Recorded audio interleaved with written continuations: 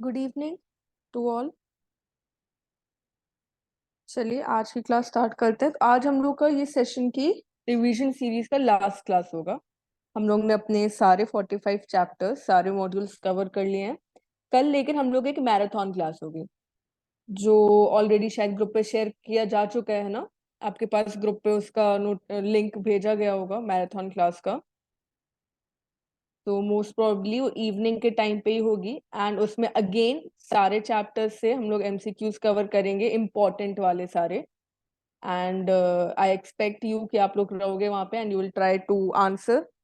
आप सही आंसर करोगे क्योंकि आपने सारा रिवीजन सीरीज, हमने ऑलरेडी सारे एमसीक्यूज सब चैप्टर रिवीजन कर चुके हैं, राइट। तो कल का मैराथन भी आप लोग ज्वाइन कीजिएगा, और भी लोग से शेयर कर लीजिएगा, और भी लोग ज्वाइन कर लेंगे।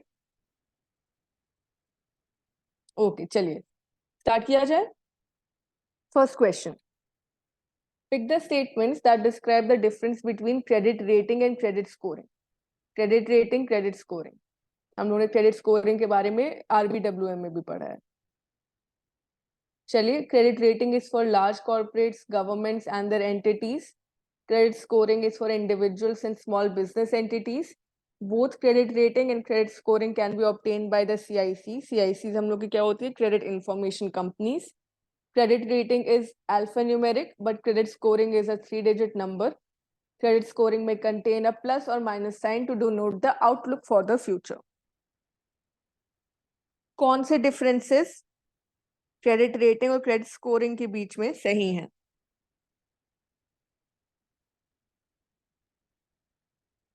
बताइए, आंसर कीजिए।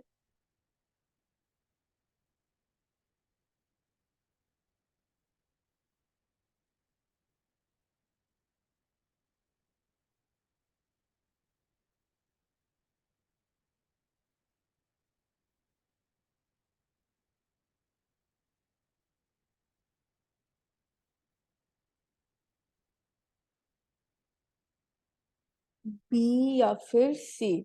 चलिए एक एक स्टेटमेंट करके देखते हैं। तो पहला है हम लोग का, credit rating is for large corporates, governments and their entities. Yes, actually दोनों ही, क्रेडिट रेटिंग और क्रेडिट स्कोरिंग क्या बताती हैं कि जिस भी एंटिटी की बात हो रही है, what is their ability to avail loans, मतलब कि उनकी एबिलिटी क्या है based on their past records, financial statements and other information. Let's say अगर हम क्रेडिट स्कोरिंग की बात कर रहे हैं, तो फिर जो भी एंटिटी होगा, क्या बैंक्स उसको अगर लोन दे रहे हैं तो कैन दे एक्सपेक्ट कि वो लोन रिपेमेंट टाइमली करेंगे या फिर वो डिफॉल्ट करेंगे। सिमिलरली क्रेडिट रेटिंग का भी होता है।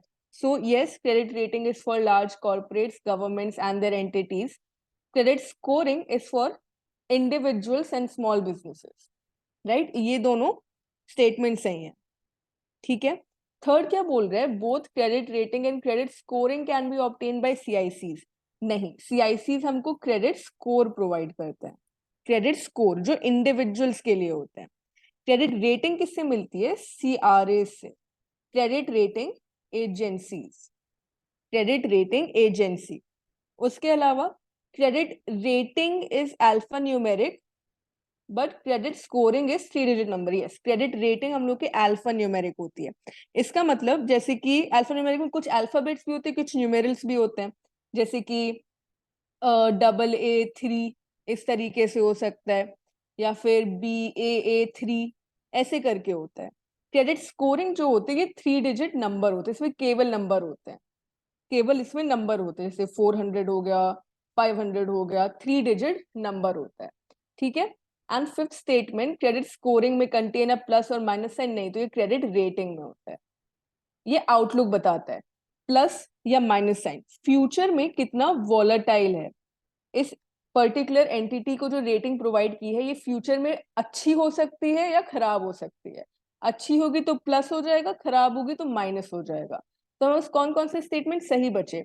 1, 2 and 4। 1, 2 and 4 option C, 1, 2 and 4।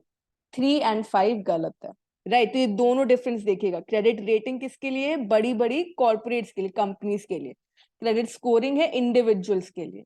हम और आप अगर बैंक से लोन लेने जाएंगे तो हमें क्या मिलेगा? क्रेडिट स्कोर मिलेगा, राइट। क्रेडिट रेटिंग किसके लिए होगी कि मतलब जो बोरोअर है, मनी जो इशुअर है, लेट्स से किसी ने या तो कोई इंस्ट्रूमेंट इशू किया है तो वो हमको उसका जो भी अमाउंट है वो पे करेगा। जैसे गवर्नमेंट ने कोई सिक्योरिटी इशू की, ठीक है, तो किसी स्टेट गवर्नमेंट को अगर चाहिए होगा स्कोरिंग, तो वो क्रेडिट रेटिंग होगी, वो रेटिंग कहलाएगी, राइट। तो ये डिफरेंस होता है दोनों के बीच में। So 1, 2 and 4, the correct answer is option C. Next, which of the following statements are right about the credit rating agencies? अब क्रेडिट रेटिंग हमको कौन प्रोवाइड करते हैं? सीआरएस प्रोवाइड करते हैं। It effectively ranks the borrowers on their ability to pay off their loan. Agency may rate the credit worthiness of the issuers of debt obligation, instruments, even individual consumers. Credit Rating Information Services, CRISIL, initiate the concept of credit rating in India. CRAs के लिए कौन सा statement है जो कि सही है? Which of the following statements are right? बताइए।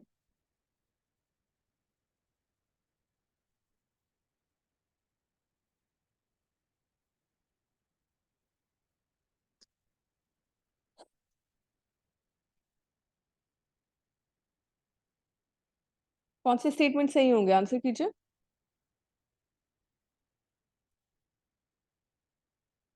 B, B.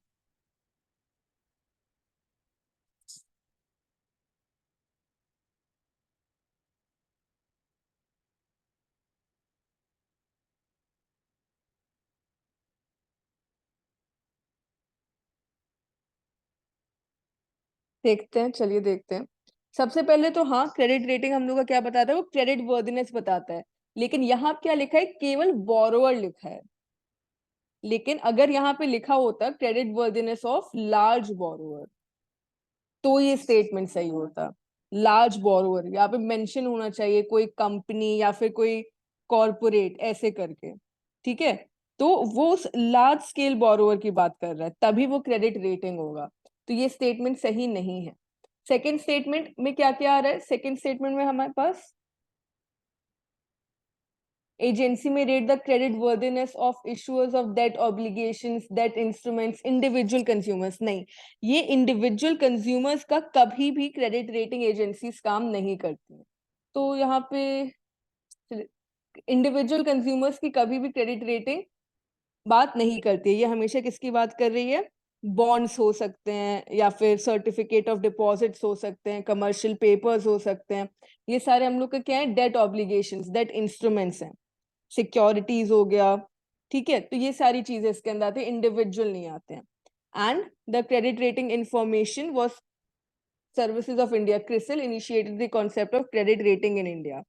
सो ये सही है, ये वाला स्टेटमेंट सही है। तो यहाँ पे ओनली 3 होना चाहिए।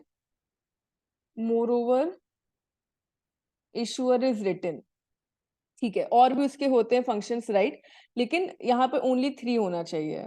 या तो ये पूछता है which of the following are not right, तो फिर हमारे पास 1 एंड 2 हो जाता कि 1 and 2 are not right, right. तो क्रिसिल ने स्टार्ट किया था। क्रिसिल कब स्टैब्लिश हुआ था? 1987 में। 1987 में क्रिसिल हुआ था, राइट। ठीक है, तो इसका ये वाला केवल सही है, ये वाला केवल सही होना चाहिए। चलिए नेक्स्ट देखते हैं। Which of the following is not a characteristic of credit rating? अब क्रेडिट रेटिंग की बात आ गई। अब देखिए, जैसे हम लोग क्रेडिट रेटिंग की बात करते हैं तो इंपॉर्टेंस क्या होती है उसकी? हम लोग let's say we are investors, we want to invest in the instruments of some company, किसी पर्टिकुलर कॉर्पोरेट की। तो हम क्या करना है? हमें देखना होगा कि अच्छा उसकी रेटिंग कैसी। तो if we see we know the rating is good, तो उसमें लेवल्स होते हैं। हाई इन्वेस्टमेंट रेटिंग होती है, मीडियम होती है, उसके अलावा रिस्की होती है। तो हम लोग क्या करेंगे? किसमें इन्वेस्ट करेंगे? इसमें हायर रेटिंग होगी। उसके अलावा जब कंपनीज अगर उनको हायर रेटिंग मिल रही है तो उनके लिए भी अच्छा है, उनको ज्यादा इन्वेस्टमेंट मिलेगा। इसलिए क्रेडिट रेटिंग इंपॉर्टेंट होती है, सारी इंफॉर्मेशन मिल जाती है। असेसमेंट ऑफ रिस्क हो जाता है, इंफॉर्मेशन एट लो कॉस्ट मिल जाती है हम लोग को, इन्वेस्टर्स को चॉइस मिलती है इन्वेस्ट करने की। चलिए बताइए, इसका आंसर बताइए। It assesses issuers capacity to meet its financial obligations. It assesses the financial strength of the borrower on the basis of its financial data. Ratings are expressed in symbols which can be understood by non-experts as well. It is both a guidance and recommendation. कौन सा सही नहीं है बताना, not a characteristic, not a characteristic.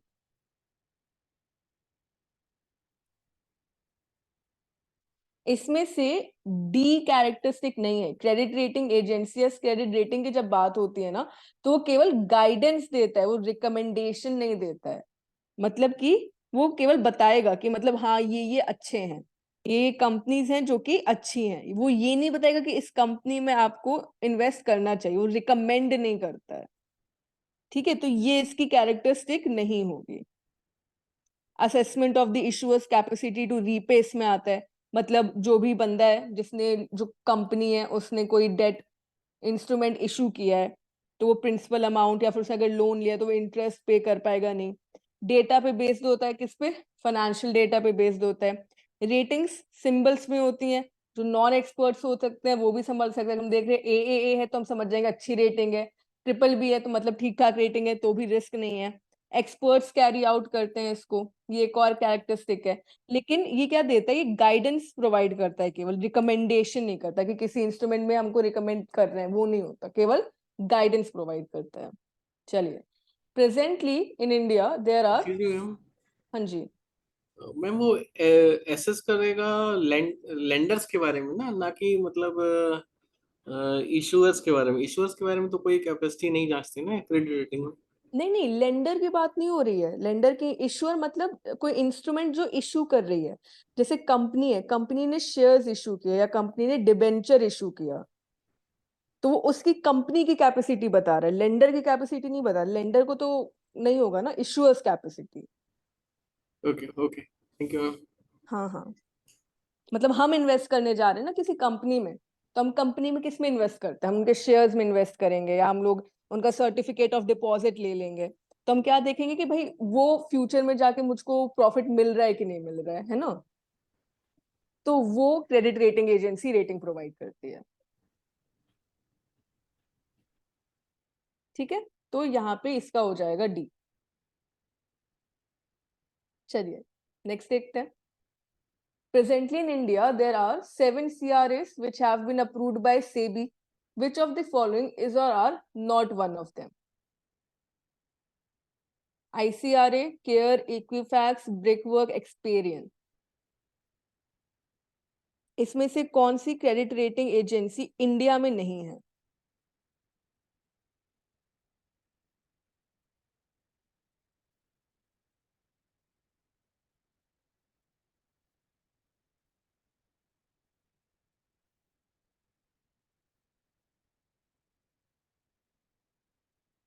A 3 and 5 correct.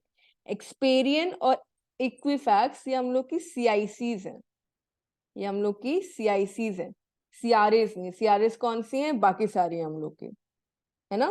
CRISIL हो गया, बाकी जो यहाँ पे दिए हैं, आईसीआरए, केयर हो गया, ब्रिकवर्क हो गया. इसके अलावा और भी हैं, इसके अलावा और भी हैं, जैसे इन्फोमेट्रिक्स वैल्यूएशन एंड रेटिंग है, इंडिया रेटिंग्स एंड रिसर्च है, ऐसे करके. लेकिन ये दोनों इक्विफैक्स एक्सपीरियंस तो पता होगा, ये किस में आती है? सीआईसीज में आती है. ठीक है, चलिए next. Match the following symbols of credit rating with their category. अब यहाँ पे सिंबल्स दिए हैं. ये सिंबल कौन सी कैटेगरी बताता है? कैटेगरीज अलग है. हाई इन्वेस्टमेंट ग्रेड है, उसके अलावा स्पेक्यूलेटिव ग्रेड आते हैं. एक कौन सा आता है? हाई इन्वेस्टमेंट, फिर आता है स्पेक्यूलेटिव. ठीक है, हाई इन्वेस्टमेंट के अंदर अलग अलग टाइप्स के हैं. स्पेक्यूलेटिव के अंदर आते हैं हाई रिस्क आता है, सब्सटैंशियल रिस्क आता है, डिफॉल्ट आता है. तो कौन सा है? Triple A, triple B, CRISIL A3, C negative outlook. B. B is correct. B is correct. Triple A, triple B क्या है हम लोग का? हाई इन्वेस्टमेंट बताता है. क्रिसिल A3 क्या है हम लोग का? शॉर्ट टर्म लेंगे. अब इसके अंदर भी ना क्रिसिल जो देता है वो शॉर्ट टर्म और लॉन्ग टर्म के अंदर भी देता है. उसके दो टाइप्स के आते हैं, शॉर्ट टर्म और लॉन्ग टर्म. शॉर्ट टर्म में क्या होता है? वो ऐसे जैसे क्रिसिल ट्रिपल ए दे देगा या क्रिसिल डबल ए दे देगा. जो शॉर्ट टर्म होते हैं उसमें A1, A2, A3 इस तरीके से जाते हैं। ठीक है, तो ये क्या है, ये शॉर्ट टर्म हो गया। सी क्या बताता है हम लोग का, सी हम लोग को बताता है सब्सटैंशियल रिस्क और नेगेटिव आउटलुक। हमने बात किया था कि आगे चल के फ्यूचर में किस तरीके से रेटिंग बढ़ सकती है या घट सकती है। तो हाई इन्वेस्टमेंट में हमारे AAA, AA, BBB तक आता है। ठीक है, BBB तक, AAA से लेकर BBB तक। तो इसमें क्या होता है कि हाई सेफ्टी होती है, high safety, high safety. Speculative grade हमारे स्टार्ट होते हैं BB से। ठीक है, थोड़ा बहुत यहाँ पे क्या है कि रिस्क है। फिर बी हाई रिस्क बताएगा, सी और ज्यादा हाई रिस्क बताता है हम लोग का, सब्सटैंशियल रिस्क बताता है, डी बताता है कि डिफॉल्ट होगा ही होगा, डी बताता है डिफॉल्ट। तो BB से लेकर डी तक। उसके अलावा हम लोग का पॉजिटिव और नेगेटिव आउटलुक बताता है। अगर स्टेबल है, स्टेबल मतलब कि चेंज नहीं होने वाला है, न्यूट्रल है, कि मतलब वो मीडियम टर्म तक सेम ही रहने वाला है। ठीक है, पॉजिटिव बताता है कि आगे चल के अपवर्ड रेटिंग मिलने वाली है हम लोगों को, इंप्रूव होगा। नेगेटिव बताता है कि रेटिंग गिर सकती है। राइट, तो ये सारा हो गया। Correct answer is B. Next, select the statements that is not correct about the regulations of credit rating agency. Select the statement that is not correct about the regulations of the credit rating agencies. CRAs need to have a minimum net worth of rupees 5 crores and adequate infrastructure. CRA regulations require CRAs to maintain and disclose their ratings. In the credit rating business, the users of rating services pay the rating fees. The regulations require the CRA should have an internal audit, submit information to SEBI whenever required. Regulations.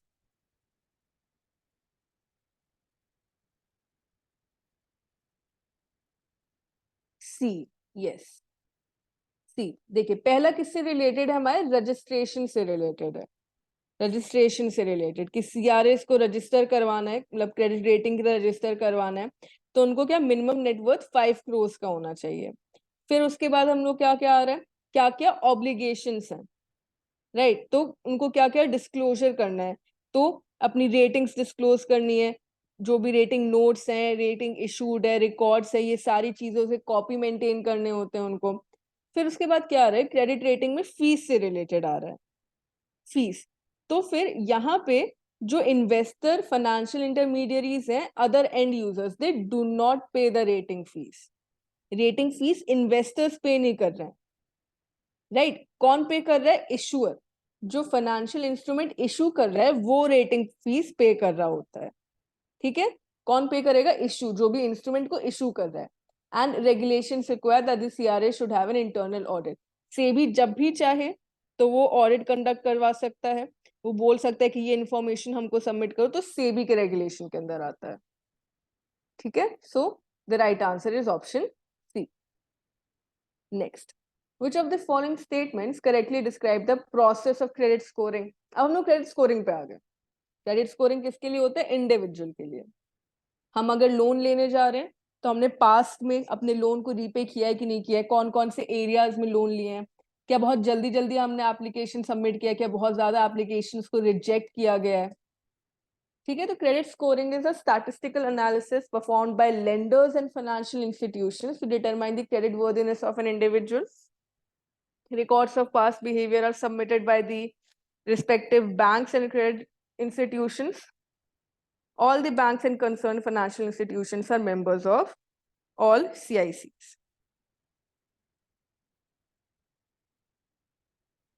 D 1, 2 and 3 correct. सारे ये तीनों ही जो statement है ये सही हैं for credit scoring. ठीक है, क्रेडिट स्कोरिंग किसके अंदर आती है, जो हम लोग की क्रेडिट इंफॉर्मेशन कंपनीज आती हैं। नहीं, ए नहीं होगा, 1, 2 and 3 सारे सही हैं।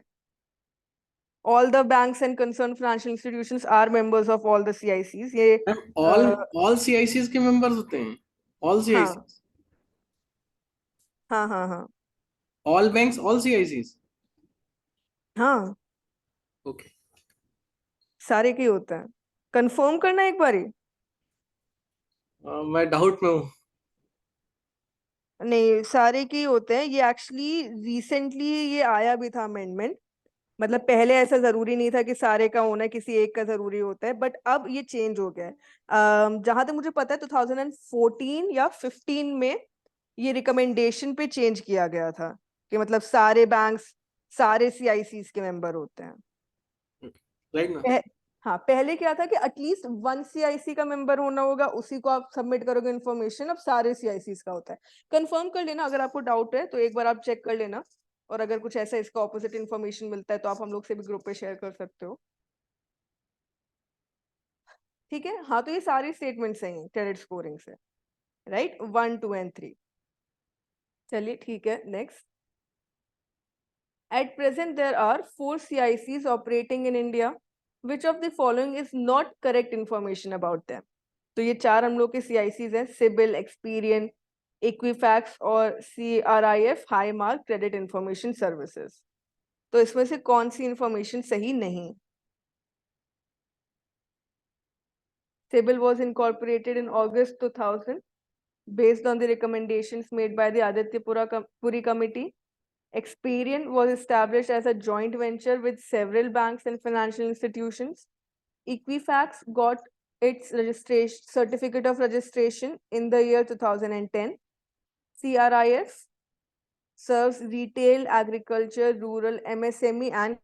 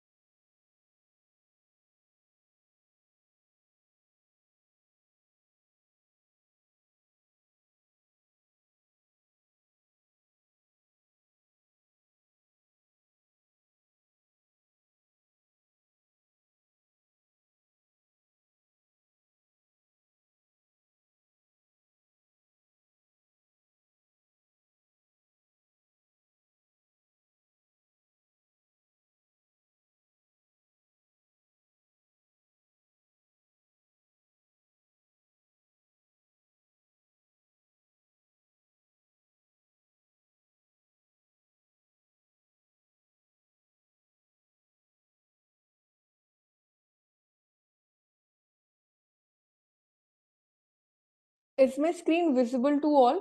Am I audible? मेरी आवाज आ रही है?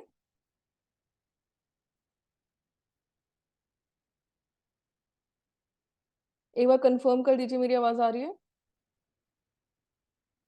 यस यस, ओके, ठीक है। Right, so let's continue. हाँ, इसका आंसर बताओ। At present there are 4 CICs, कौन सी इंफॉर्मेशन है जो कि सही नहीं है? अब वो बीच में कुछ हो गया था, यहाँ पे मेरे डिस्कनेक्ट हो गया था, अभी फिर से ठीक है। हाँ, तो इनमें से जो स्टेटमेंट गलत है that is option A. CIBIL incorporate हुआ था 2000 में, बट आदित्यपुरी कमिटी के अंदर नहीं होता, सिद्दीकी कमिटी के अंदर हुआ था। सिद्दीकी कमिटी, सिद्दीकी कमिटी की रिकमेंडेशंस के बाद फिर ये स्टार्ट हुआ था। ठीक है, बाकी सारी इंफॉर्मेशन सही है। एक्सपीरियंस के हिसाब से 2006 में हुआ था ये। किस पे? Banks, financial institution, financial history के according joint venture with several bank establish किया गया था। इक्विफैक्स 2010 में उसको मिला था, and it is one of the oldest CICs। ठीक है, और CRIF High Mark credit information services से किस में वर्क करता है? Credit, retail, agriculture, commercial, micro finance, इन सब में वर्क करता है। Select the correct information about credit score. Finally credit score से रिलेटेड करेक्ट इंफॉर्मेशन बताइए। CICs, all the CICs use a uniform system of scoring so that interpretation is uniform across the entire spectrum. Score ranges from 300 to 700, 700 being the best score, 300 being the worst. 90% of all the loans sanctioned are those with credit scores of 700 and above. A typical credit report has 4 sections, which sums up the applicant's demographic, credit profile, and provide details of his or her credit history. Credit scores, CICs हमको credit score provide करती है। क्या सारी CICs uniform method use करती है या फिर उनके इंडिपेंडेंट होते हैं?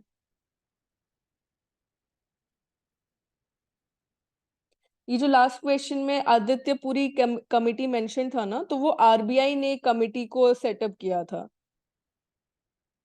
उस ही कमिटी के रिकमेंडेशन के बाद ये चीज हुई थी कि CICs में क्या डिफरेंस लाना है या फिर क्या उसमें चेंज लाना है, तो उन्हीं ने ये रिकमेंडेशन दिया था। All banks and concern financial institutions are members of all the CICs। उसके अलावा कोई भी मेंबरशिप फी CICs को चार्ज नहीं करनी है। एनुअल फीस जो होगी वो किस तरीके से होंगे, ये सारे रिकमेंडेशंस आदित्यपुरी कमेटी ने दिया था। ठीक है, बताइए इसमें से कौन से स्टेटमेंट सही है क्रेडिट स्कोर के लिए? First statement is correct, all the CICs use a uniform system. Second statement क्या बोल रहे हैं? 300 to 700 नहीं होता है, 300 to 900 होता है। C1 and 3, यस, 300 to 900 होता है। 300 क्या होता है हम लोग का? ये वर्स्ट स्कोर होता है, और 700 900 बेस्ट स्कोर होता है। उसमें से ज्यादातर बैंक्स किस पे स्कोर लोन प्रोवाइड कर देते हैं इजिली? Score 700 and above. तो 700 एंड अबव को गुड स्कोर माना जाता है, एक सेफ स्कोर माना जाता है। And typical credit report 4 sections पे नहीं होती है। जो हम लोग की टिपिकल क्रेडिट रिपोर्ट होती है उसमें 6 सेक्शंस होते हैं। क्या क्या चीजें होती हैं? क्रेडिट स्कोर बताएगा, पर्सनल इंफॉर्मेशन देगा इंडिविजुअल की, कॉन्टैक्ट इंफॉर्मेशन देगा, employment information, account information and enquiry information. ये सारी चीजें 6 सेक्शंस आर देयर, नॉट 4। ठीक है, तो हमने देख लिया क्रेडिट रेटिंग, क्रेडिट स्कोरिंग में क्या डिफरेंस होता है। उसके अलावा मेंबरशिप CICs की अगर बात की जाए, तो क्रेडिट इंस्टीट्यूशंस जैसे कि बैंक्स हो गए, NBFCs हो गए, ये सब इसके पार्ट हो सकते हैं। कंपनीज जो कि क्रेडिट कार्ड बिजनेस में इन्वॉल्व हैं, वो भी इसके पार्ट हो सकते हैं। राइट, इंश्योरेंस कंपनीज हो गई, या फिर असेट रिकंस्ट्रक्शन कंपनीज हो गई, ये सब CICs के मेंबर होते हैं, ये सब क्रेडिट रेटिंग ले सकते हैं। चलिए नेक्स्ट, रीट्स एंड इनविट्स। अब ये हम लोग का क्या है? रिटेल इन्वेस्टमेंट और इंफ्रास्ट्रक्चर से related. Which of the following information is correct about REITs and its history? They are investment vehicles that pool investors' money like mutual funds and use them to buy a portfolio of real estate.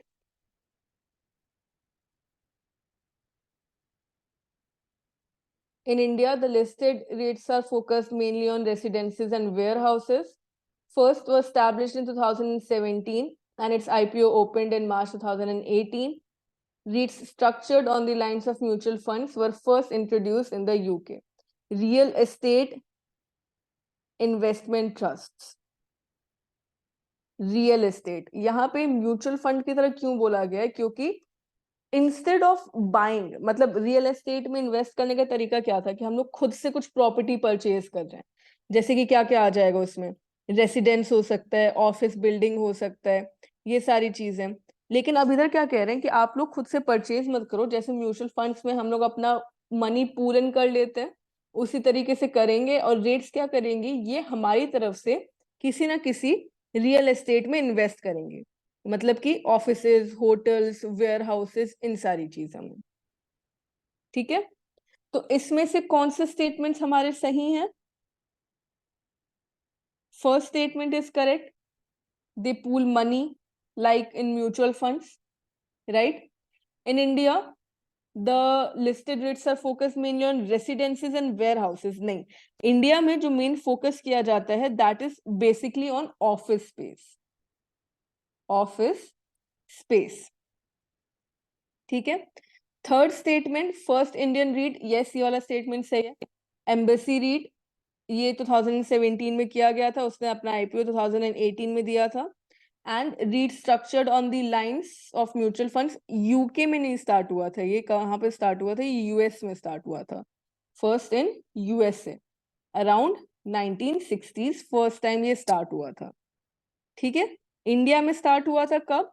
जब first time SEBI ने introduce किया था कि हाँ आप लोग real estate में भी पार्टिसिपेट कर सकते हो, इन्वेस्टमेंट कर सकते हो, तो एम्बेसी रेट हुआ था, तो इन सेबी ने अपना दिया था 2007 में, बट 2017 में जाके ये स्टैब्लिश हो पाया था। ठीक है, तो ये किसके अंदर आता है? सेबी के अंदर। So 1 and 3। Next, how is a REIT organised? When a real estate company decides to form a real estate investment trust, it becomes a sponsor for the REIT and appoints a trustee. The sponsor holds the real estate assets of the trust in its trusteeship, and these assets are no longer directly controlled by the trustee. After the sponsor is appointed, the REIT can be registered.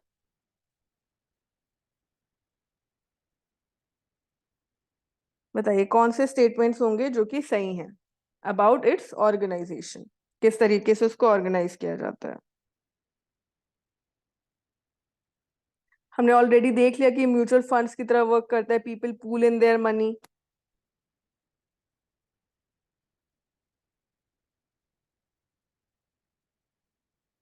C 1 and 2। अच्छा चलिए 1 देखते हैं। 1 is correct. 1 में कोई भी real estate company है, वो real estate investment trust जब बनते हैं तो पहले क्या करना होगा, उसको स्पॉन्सर बनना होगा और वो एक ट्रस्टी अपॉइंट करेगी। ठीक है, this statement is correct, right. फिर उसके बाद क्या होता है, जो ट्रस्टी होता है स्पॉन्सर नहीं होल्ड कर रहा है। अब स्पॉन्सर तो क्या हो गया, मतलब उसने वो स्पॉन्सर बन गया, पर होल्ड करने की जब बात आ रही है तो that would be held by the trustee. ठीक है, the trustee holds the real estate assets of the trust in its trusteeship. Sponsor नहीं कंट्रोल कर रहा, स्पॉन्सर ने एक ट्रस्टी अपॉइंट कर लिया और वो ओनरशिप किसको दे दी है, ट्रस्टी को दे दी है, तो ये वाला स्टेटमेंट गलत हो जाएगा। And after the sponsor is appointed the REIT can be organised. तो स्पॉन्सर के अपॉइंट करने के बाद नहीं होता है, वो ट्रस्टी का होता है। ट्रस्टी क्या करेगा, वो मैनेजर को अपॉइंट करेगा। ठीक है, स्पॉन्सर ने ट्रस्टी को किया, ट्रस्टी करेगा मैनेजर को, और जब मैनेजर आ जाता है तब उसके बाद हम लोग क्या करते हैं, रीट को ऑर्गेनाइज कर सकते हैं फाइनली। ठीक है, जब रजिस्टर हो जाएगा तो वो मनी रेज करेगा, अलग अलग तरीकों से इट कैन रेज मनी। वो या तो क्या कर सकता है कि वो खुद से भी कर सकता है, या फिर कोई एक स्पेशल पर्पस व्हीकल अपॉइंट कर सकता है, वो मनी को रेज करेगा, right. So only 1 is correct. तो ये प्रोसेस को समझिए, मतलब जैसे कि हम लोग इस तरीके से देखें, जैसे ये हम लोग का रेट है, तो एक ट्रस्टी होगा जो कि अपॉइंट किया गया, और दूसरा हम लोग का हो जाएगा इन्वेस्टमेंट मैनेजर। तो अब स्पॉन्सर का काम खत्म हो गया, ट्रस्टी का काम आ गया। ठीक है, स्पॉन्सर का काम खत्म हो गया, ट्रस्टी का काम आ गया। फिर हम लोग एसपीवी, स्पेशल पर्पस व्हीकल को अपॉइंट कर सकते हैं, वो लोग असेट करेंगे, या फिर हम लोग डायरेक्टली भी कर सकते हैं, directly, right? So only one. Next, based on the sectors in which they operate, there are 5 different types of REITs. Which of the following are not one of them? Which of the following are not one of them?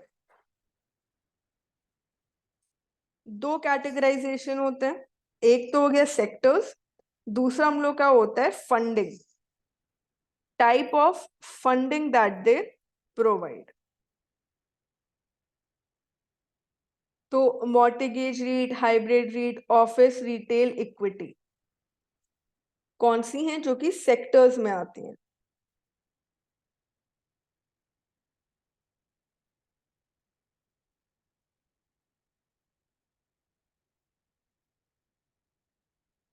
अच्छा नहीं, not one of them पूछा है, not one of them. Sector में नहीं आएगी, यानी कि funding में आएगी, वो फंडिंग में आएगी. तो पहला है मॉर्टगेज रीट. यस, यहाँ पे क्या हो रहा है, मॉर्टगेजेस में, मतलब फिजिकल रियल एस्टेट में इन्वेस्ट नहीं कर रहा है ये रीट. क्या करेगा ये, अपने इन्वेस्टमेंट किस में करेगा, मॉर्टगेजेस में करेगा. फिर आ जाता है हाइब्रिड. हाइब्रिड किस में आता है, ये हमारे फंडिंग में आता है.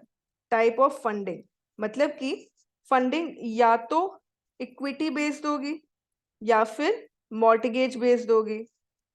ठीक है, तो मॉर्टगेज रीट फंडिंग में भी आता है, इसमें भी आता है, हम लोग के सेक्टर्स में भी आता है. ठीक है, तो हाइब्रिड में क्या होगा, मिक्स हो जाएगा दोनों का.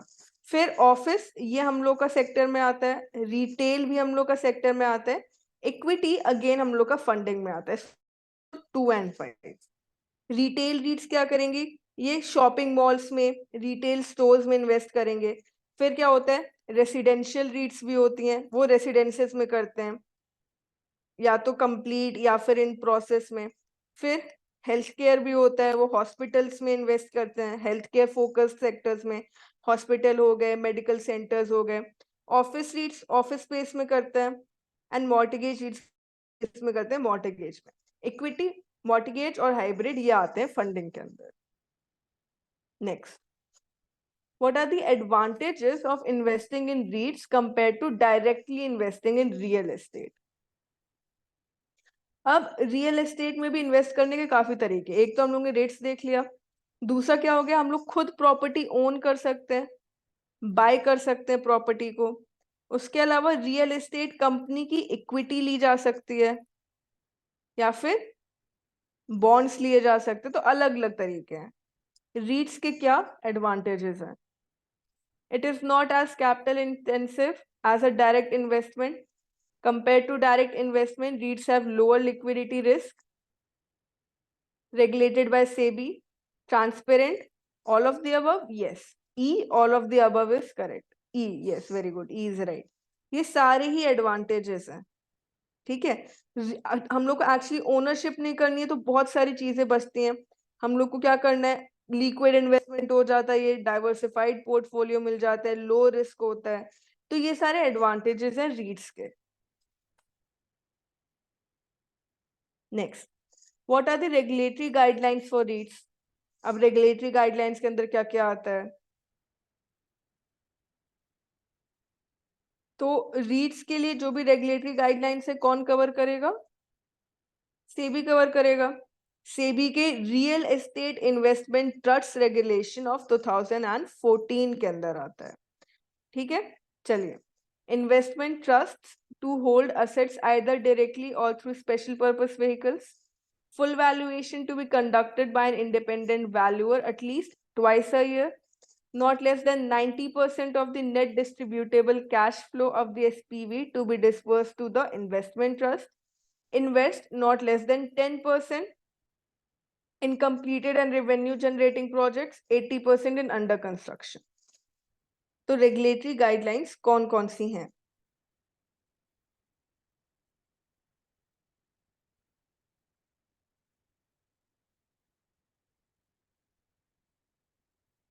देखिए, जो भी रेगुलेटरी गाइडलाइंस है स्ट्रक्चर से रिलेटेड है, ट्रांसपेरेंसी से रिलेटेड है, डिस्ट्रीब्यूशन रिक्वायरमेंट से रिलेटेड है, लेवरेज से रिलेटेड है, कहाँ पे इन्वेस्ट करने वाले, ये सारी चीजें इसमें कवर होती हैं.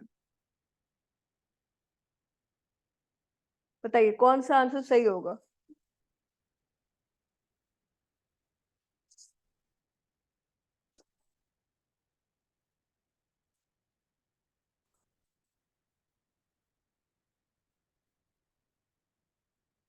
हमने अभी डिस्कस किया कि जो इन्वेस्टमेंट ट्रस्ट हैं या तो वो डायरेक्टली कर सकते हैं या फिर वो क्या कर सकते हैं, स्पेशल पर्पस व्हीकल से कर सकते हैं।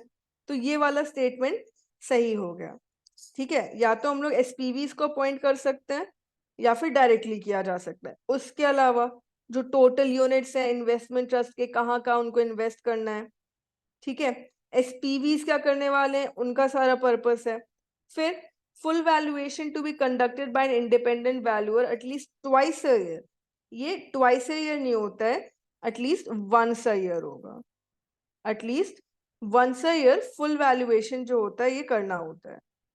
ठीक है, ये ट्रांसपेरेंसी के लिए होता है।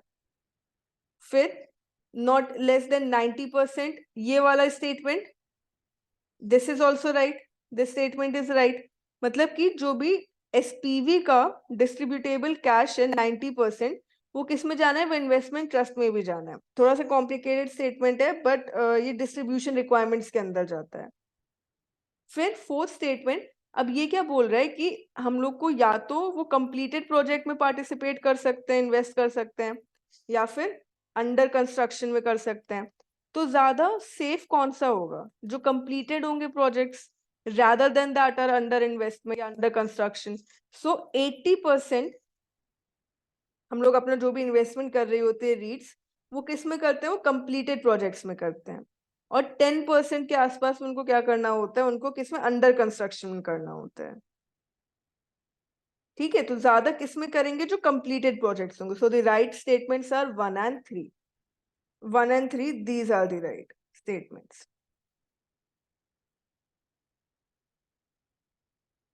चलिए next, select the correct statements for InvITs. अब हम लोग नेक्स्ट पे आ जाते हैं। हम लोग ने रीट्स देख रही है रियल एस्टेट में।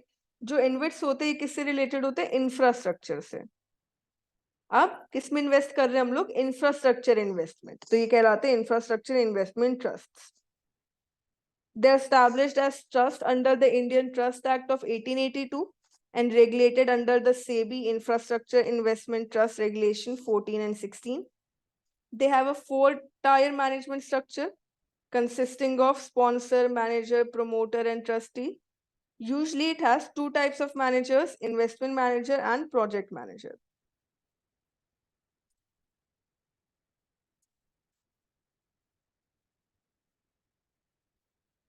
कौन से स्टेटमेंट्स करेक्ट है?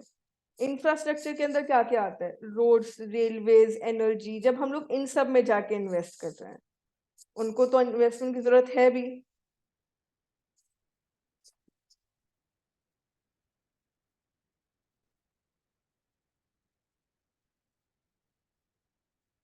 तो फर्स्ट स्टेटमेंट क्या कह रहा है, इंडियन ट्रस्ट एक्ट के अंदर होता है, यस, और उसके अमेंडमेंट्स भी हैं, उसके अंदर कवर किया जा रहा है। So this statement is correct, this statement is correct. दूसरा स्टेटमेंट क्या कह रहा है, 4-टायर मैनेजमेंट। 4 टायर नहीं होता, जैसे कि रिट्स में 3 टायर होता है, वैसे यहाँ पे भी 3 टायर ही होता है। स्पॉन्सर होगा, मैनेजर होगा और ट्रस्टी होगा, प्रमोटर नहीं होता है। प्रमोटर यहाँ पे नहीं होता, स्पॉन्सर, मैनेजर एंड ट्रस्टी, ये इसका मैनेजमेंट आता है। And it has 2 types of managers, investment manager and a project manager. तो ये वाला भी सही है, 1 and 3। 1 and 3। स्पॉन्सर कितने हो सकते हैं, देर कैन बी, इसको भी आगे देखते हैं, इससे रिलेटेड भी कोई ना कोई क्वेश्चन होगा हमारे पास। Select the correct statements about the role of sponsor and trustee. An InvIT can have maximum of 2 sponsors. Primary responsibility of the sponsor is to set up the infrastructure investment trust and appoint SEBI approved trustee. Key responsibilities of the trustee include holding the assets of InvIT and trusteeship to safeguard the interests of the unit holders. Trustee और sponsor की क्या responsibilities हैं?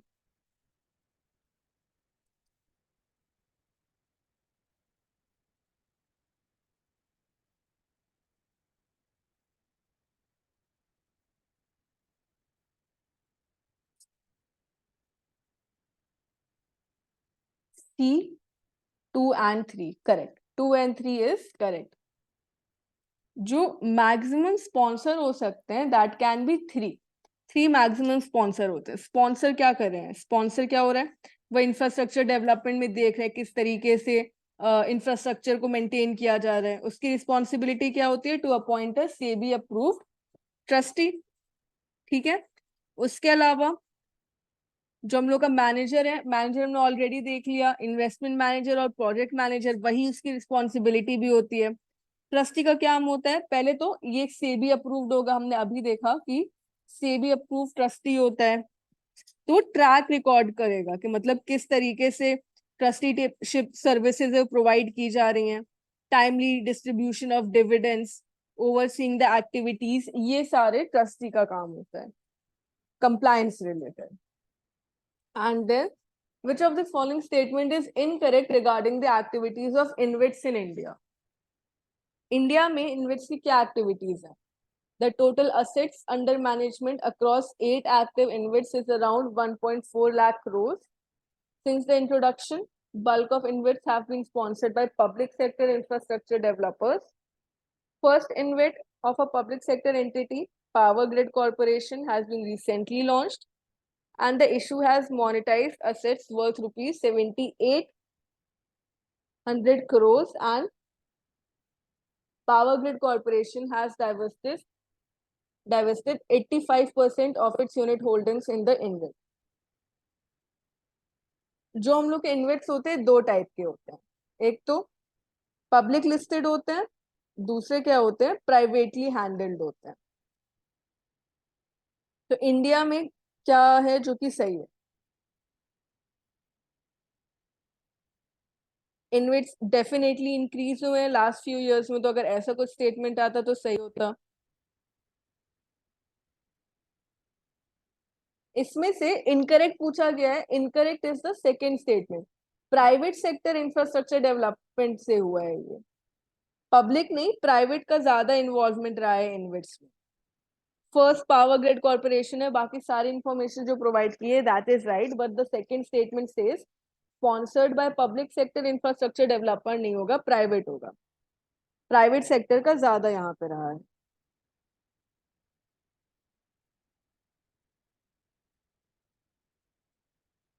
ठीक है, चलिए next chapter देखते हैं. Microfinance institutions. How has the microfinance sector evolved in India? First question. In the pre-independence days, the focus was to promote rural credit. In the first phase, lead bank scheme was introduced. Second phase, NABARD, RRB, SHGs were set up. Third phase, SHD bank linkage program was formally launched by NABARD.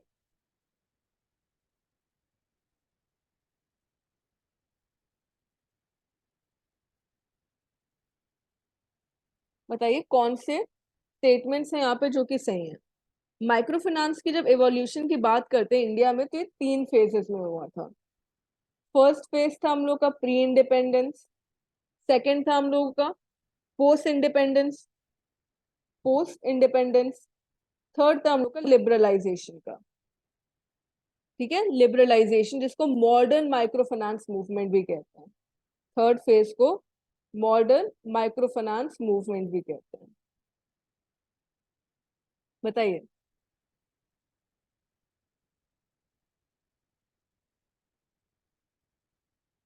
अगर इस तरीके का statement आता है कि evolve हुआ है, तो सबसे पहले जो माइक्रो फाइनेंस था वो माइक्रो सेविंग्स में वर्क कर रहा था. माइक्रो सेविंग्स के अंदर, स्मॉल सेविंग्स. उसके बाद क्रेडिट के अंदर भी आया. और अभी क्या हो रहा है? माइक्रो इंश्योरेंस, रेमिटेंस, पेंशंस, इन सब चीजों में आ गया. किसके लिए वर्क कर रहे हैं? इंक्लूसिव के लिए. Inclusivity. Indian government financial inclusion को प्रोवाइड करने के लिए कि सब जगह पे इंश्योरेंस, पेंशन कवर मिल सके, इसके लिए वर्क कर रहे हैं. तो प्री इंडिपेंडेंस डेज में focus was to promote the rural credit. Yes, उस टाइम पे डेफिनेटली रूरल क्रेडिट को ही इंप्रूव करने के लिए वर्क करेगा. Agriculture, right. फिर in the second phase lead bank scheme was introduced by RBI. Lead bank scheme ये फर्स्ट फेज में नहीं है, सेकेंड फेज में. हाँ, ये सेकेंड फेज में इंट्रोड्यूस की गई थी. कब इंट्रोड्यूस की गई थी? 1969 में तो ये पोस्ट इंडिपेंडेंस चला गया ना। जो फर्स्ट फेज था वो प्री इंडिपेंडेंस में एग्रीकल्चर क्रेडिट डिपार्टमेंट, इसके अंदर एग्रीकल्चर क्रेडिट डिपार्टमेंट को सेटअप किया गया था, रूरल क्रेडिट। ठीक है, credit lead bank scheme second phase में आई थी। सेकेंड फेज में नाबार्ड, आरआरबी, एसएचजीज, इन सबको सेटअप किया गया था।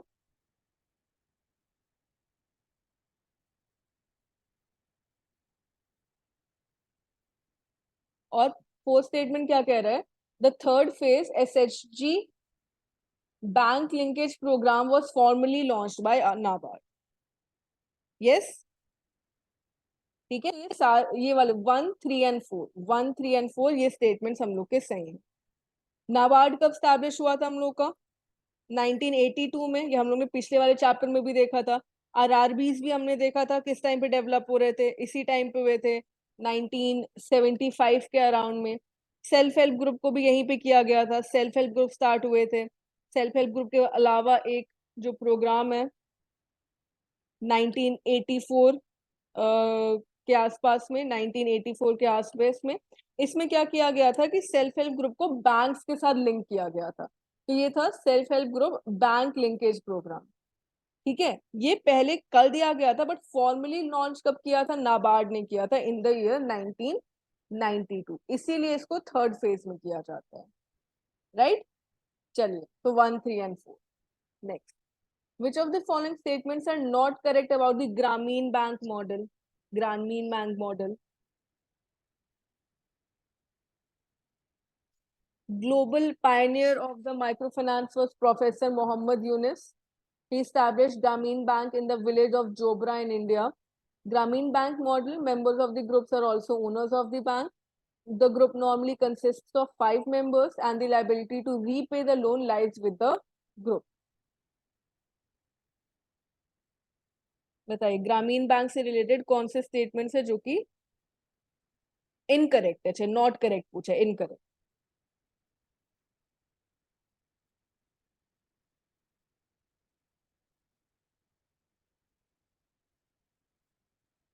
बताइए कौन से स्टेटमेंट्स करेक्ट नहीं है?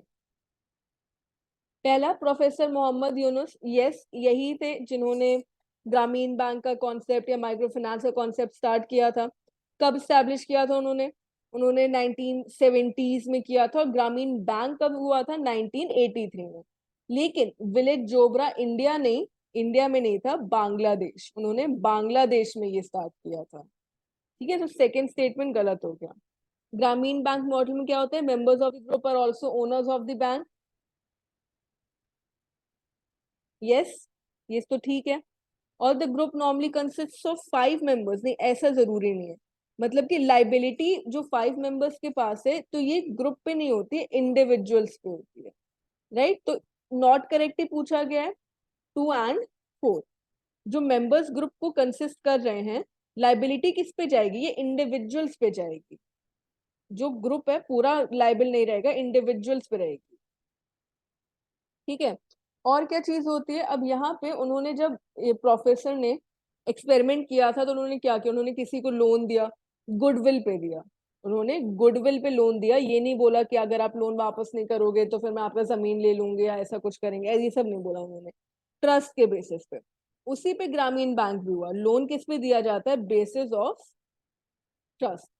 एज सच कोई अग्रीमेंट या कॉन्ट्रैक्ट वहां पे नहीं होता है। ठीक है, तो ये इसीलिए था कि जैसे कि जो फाइनेंशियली वीक ग्रुप है, अगर उनको फाइनेंशियल सर्विसेज प्रोवाइड की जाएंगी तो वो लोग बेटर वर्क करेंगे। राइट, तो 2 and 4 are not correct. Next, what are the characteristics of self help groups? Self help groups के क्या कैरेक्टरिस्टिक्स हैं?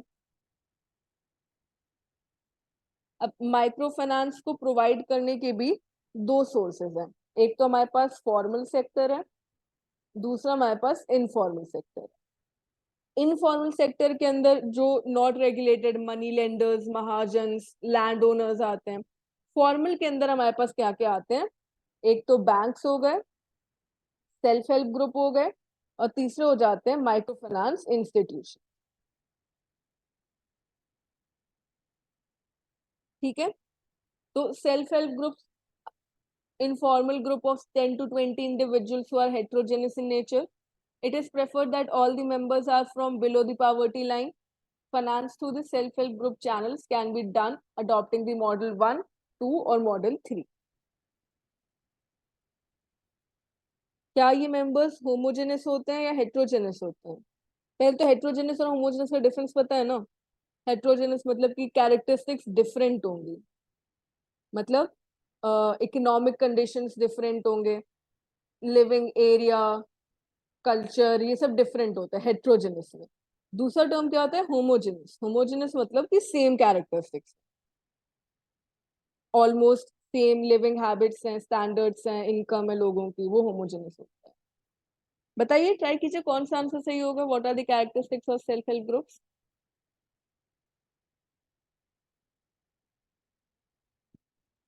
What are the characteristics of self-help groups? B.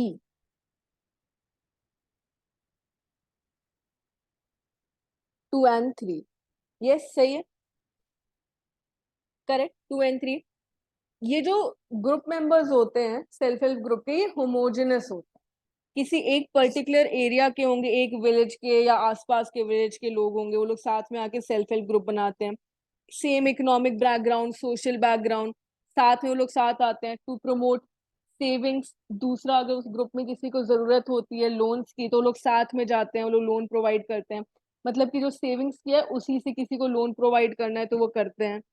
ठीक है. दूसरी चीज, ट्राइबल एरियाज, रूरल एरियाज यहाँ पे एग्जिस्ट करते हैं. एंड ज्यादातर लोग क्या होते हैं? बिलो पावर्टी लाइन पे होते हैं. कुछ अबव पावर्टी लाइन के भी हो सकते हैं एक्सेप्शनल केसेस में, मतलब 20%, 30% हो सकते हैं. फिर भी वो लोग बीपीएल मेंबर्स के साथ ही रह रहे हैं, या फिर उनकी जो लिविंग कंडीशन है मोर और less they are the same. So voluntarily वो लोग स्मॉल सेविंग अकाउंट्स को मेंटेन करते हैं. एंड फाइनेंस 3 मॉडल्स होते हैं, मॉडल 1, 2 एंड 3. ठीक है. 1, 2 और 3, ये 3 मॉडल्स होते हैं. सो 2 and 3 is the right answer. What are the different categories of microfinance institutions defined by NABARD? Not for profit MFI, mutual benefit MFI and for profit MFI.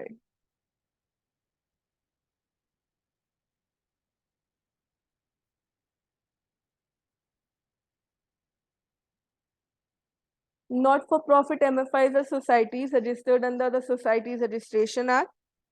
Mutual benefit MFIs include state and national cooperatives and mutually aided cooperative society.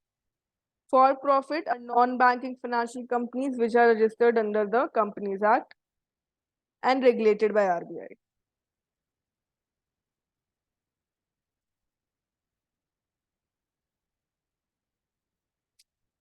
तीनों ही है. Not for profit MFIs भी exist करती हैं. किसके अंदर आते हैं? Societies registration act के अंदर आते हैं. इसमें ट्रस्ट भी आते हैं. ये नॉट फॉर प्रॉफिट वर्क करते हैं. म्यूचुअल बेनिफिट किसके अंदर आते हैं? ये स्टेट और नेशनल कोऑपरेटिव्स होते हैं, लोग साथ में वर्क कर रहे हैं, mutually aided cooperative societies provide कर रहे हैं ये लोग. ठीक है. एंड फॉर प्रॉफिट क्या होते हैं? ये एनबीएफसीज होते हैं. These are the NBFCs which are registered under the companies act. तो यहाँ पे माइक्रो फाइनेंस मैक्सिमम किस कैटेगरी में आ रहा है? लार्जेस्ट कैटेगरी हम लोग की. लार्जेस्ट कैटेगरी इसी से थर्ड वाली category, NBFCs, MFI, micro finance institutions. Next, अब हम लोग ने देखा था कि सेल्फ हेल्प ग्रुप के अंदर 3 मॉडल्स होते हैं. तो NABARD, bank, SHG comes under which bank linkage borrowing? तो अब इसके अंदर ना सेल्फ हेल्प ग्रुप क्या प्रोवाइड करता है? लिंकेज फॉर सेविंग एक होता है ऑप्शन, दूसरा होता है लिंकेज फॉर बोरोइंग. तो ये पूछ रहा है सेविंग, तो चलो ठीक है, समझ में आ गया. जो भी मेंबर्स होते हैं साथ में आके they are eligible to open a savings bank account with the banks. ठीक है. तो यहाँ पे जरूरी नहीं है कि पहले से उन्होंने कोई क्रेडिट फैसिलिटी ले रखी हो बैंक से, बट वो लोग अकाउंट ओपन कर सकते हैं. बोरोइंग से रिलेटेड नाबार्ड ने दिया है गाइडलाइंस कि किस तरीके से बैंक से लोन लिए जा सकते हैं. तो बताइए कौन सा मॉडल है यहाँ पे जो कि नाबार्ड बैंक एसएचजी के अंदर आता है। मॉडल 1, मॉडल 2 या मॉडल 3 या नन ऑफ द अबव।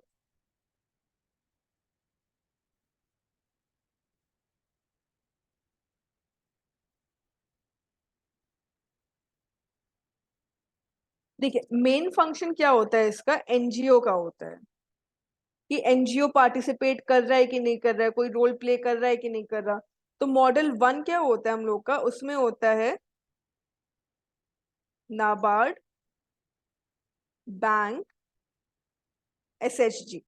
इस मॉडल के अंदर क्या होता है, जो सेल्फ हेल्प ग्रुप है ये डायरेक्टली बैंक ने बनाए हैं, डायरेक्टली उन्होंने फाइनेंस करना है, यहाँ पे कोई भी एनजीओ का इंटरवेंशन नहीं होता है, तो ये नाबार्ड बैंक एसएचजी हो जाता है। फिर दूसरा चीज क्या आता है, NABARD bank SHG with NGO.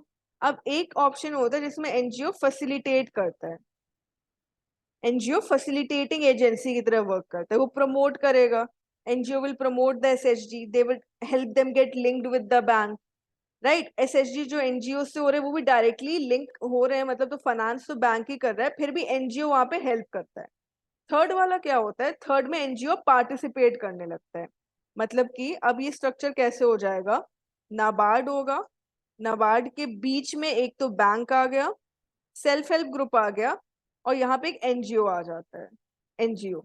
तो एनजीओ क्या कर रहा है, यहाँ पे एनजीओ फाइनेंशियल इंटरमीडियरी की तरह वर्क कर रहा है। तो फंड्स पहले बैंक से एनजीओ के पास जाएंगे और फिर एनजीओ से सेल्फ हेल्प ग्रुप के पास जाएंगे, ठीक है। तो यहाँ पे क्या कर रहा है ये, नाबार्ड बैंक एसएचजी की बात कर रहा है, नाबार्ड बैंक एसएचजी। पर इसमें मेंशन नहीं है कि फैसिलिटेटेड बाय एनजीओ की बात हो रही है या फिर एज अ फाइनेंशियल इंटरमीडियरी की बात कर रहे हैं। अगर यहाँ पे लिखा होता फैसिलिटेटर, फैसिलिटेटर तो वो मॉडल 2 में आता। अगर यहाँ पे लिखा होता कि ये फाइनेंशियल इंटरमीडियरी की तरह है तो वो मॉडल 3 में आता। अगर फैसिलिटेटर होता तो मॉडल 2 में आता, और अगर लिखा होता कि ये किसकी तरह आ रहा है, फैसिलिटेटिंग एजेंसी की तरह या फाइनेंशियल इंटरमीडियरी की तरह, यहाँ पे लिख देते हैं फैसिलिटेटर फाइनेंशियल इंटरमीडियरी। सबसे ज्यादा पॉपुलर किसमें है, मॉडल 2, मतलब जहां पे एनजीओ किसकी तरह वर्क कर रहा है, फैसिलिटेटिंग एजेंसी की तरह, ये मोस्ट पॉपुलर मॉडल है, राइट। तो तीनों में डिफरेंस क्लियर हुआ, मॉडल 1, 2 एंड 3 का। यस, मॉडल 1, 2 एंड 3 का डिफरेंस क्लियर हुआ कि मॉडल 1 में एनजीओ का कोई पार्टिसिपेशन नहीं है, मॉडल 2 में फैसिलिटेटिंग एजेंसी की तरह हेल्प कर रहा है, वो हेल्प करेगा कि तुम यहाँ से लोन ले सकते हो, और मॉडल 3 में बैंक पहले एनजीओ को लोन देगा, अमाउंट देगा, और फिर एनजीओ सेल्फ हेल्प ग्रुप को देगा, डायरेक्टली बैंक एनजीओ को सेल्फ हेल्प ग्रुप को नहीं देता है। चलिए next, how are the joint liability groups different from SHG. How are joint liability groups different from SHG.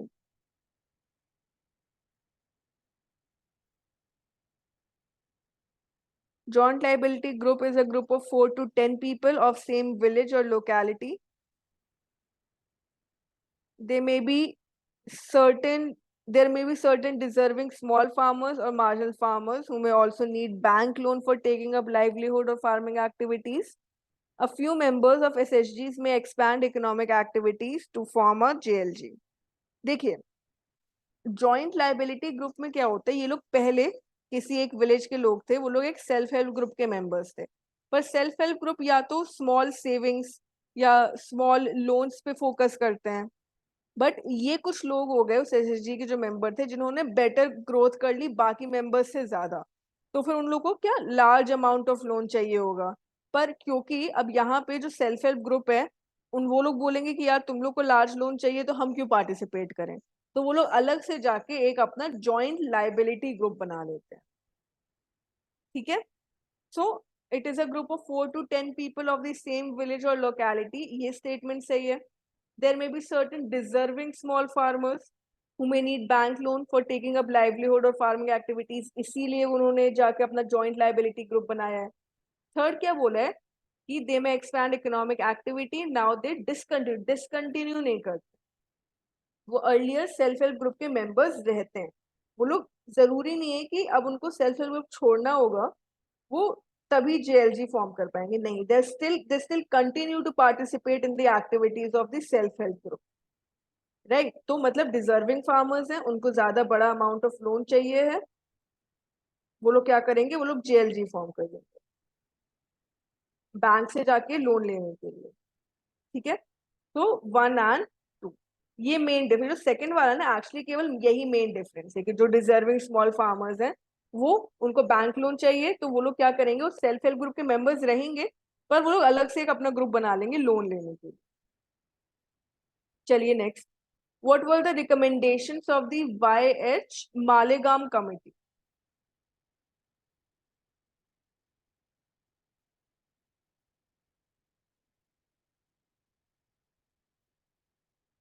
RBI ने अपॉइंट की थी इस कमिटी को, कमिटी ने अपनी रिकमेंडेशंस या फाइंडिंग्स दी थी 2011 में।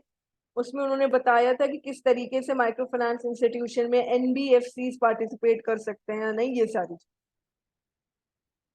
Creation of a separate category of NBFCs operating in the microfinance sector to be designated as NBFC MFI. Creating of microfinance criteria for defining microfinance loans classified as qualifying assets. Pricing of credit, transparency and interest charges. क्या recommendations थी जो कि दी थी Malegam committee ने?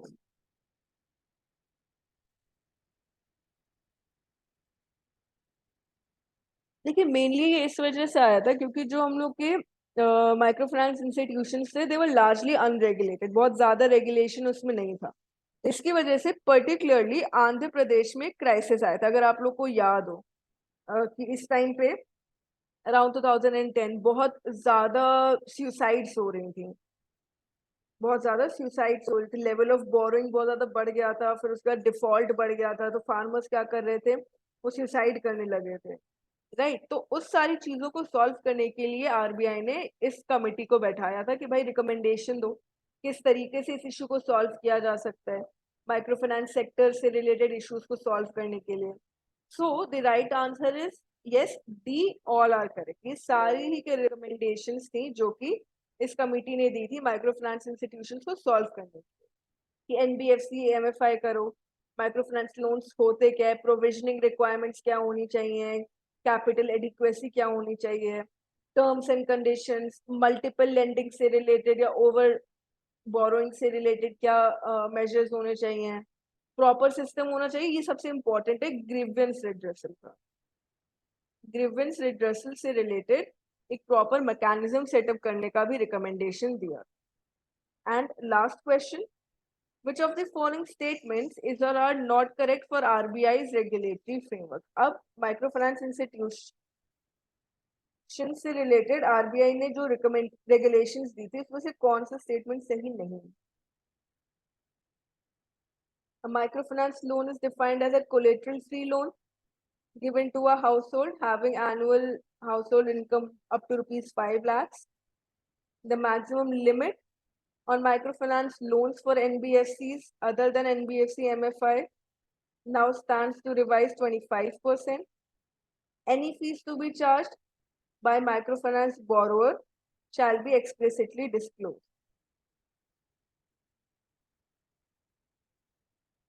Not correct, नहीं correct बताओ, which of the following will be correct बताओ?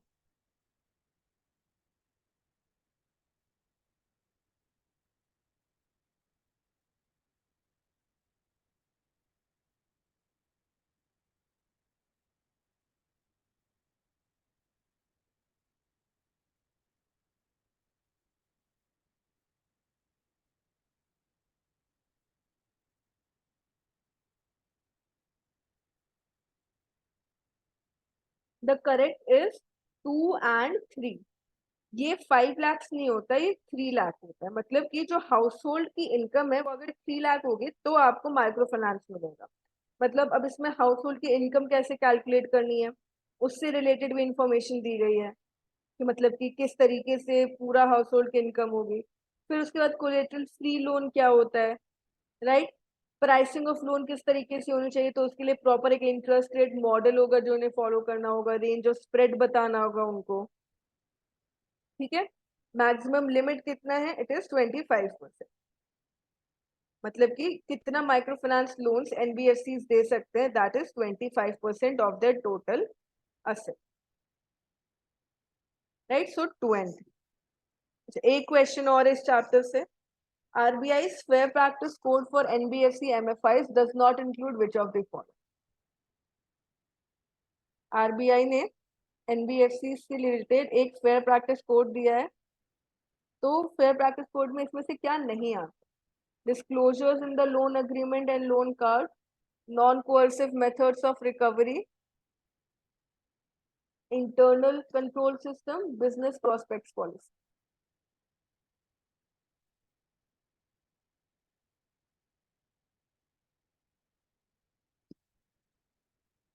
B, B नहीं होगा अश्विनी, डी होगा, non coercive methods of recovery. देखिए रिकवरी के कोअर्सिव मेथड्स क्या थे कि बहुत ज्यादा प्रेशर डाला जा रहा था या फिर उनको क्या किया, फोर्सफुल रिकवरी की जा रही थी, जिसकी वजह से सेल्फ हेल्प ग्रुप्स हो गए या फिर जो पुअर बैकग्राउंड के लोग थे वो लोग सुसाइड कर ले रहे थे। तो नॉन कोअर्सिव मेथड्स होने चाहिए रिकवरी के, ये आरबीआई ने बोला था। तो एक तो जनरल फेयर प्रैक्टिस कोड था, ट्रेनिंग प्रोवाइड करनी है लोगों को, फील्ड स्टाफ को ट्रेनिंग दो कि वो किस तरीके से इंटरैक्ट करे बोरोवर्स के साथ, लैंग्वेज कैसी यूज करनी चाहिए, वर्नाक्युलर लैंग्वेज होनी चाहिए जो अंडरस्टैंड कर सके लोकल्स, सही से सारी इंफॉर्मेशन को डिस्प्ले करना, ये सारी चीजें जनरल में आती। फिर उसके बाद आता है डिस्क्लोजर्स, तो लोन अग्रीमेंट लोन कार्ड में सारे टर्म्स एंड कंडीशन, प्राइसिंग, इसके अलावा डिलेड पेमेंट पे कोई भी पेनल्टी नहीं होगी, ये चीज प्रॉपरली मेंशन्ड होनी चाहिए, मोरेटोरियम पीरियड क्या होना चाहिए, लोन कार्ड में अगेन इंटरेस्ट रेट कितना हो रहा है, टर्म्स एंड कंडीशंस, ये सारी चीजें।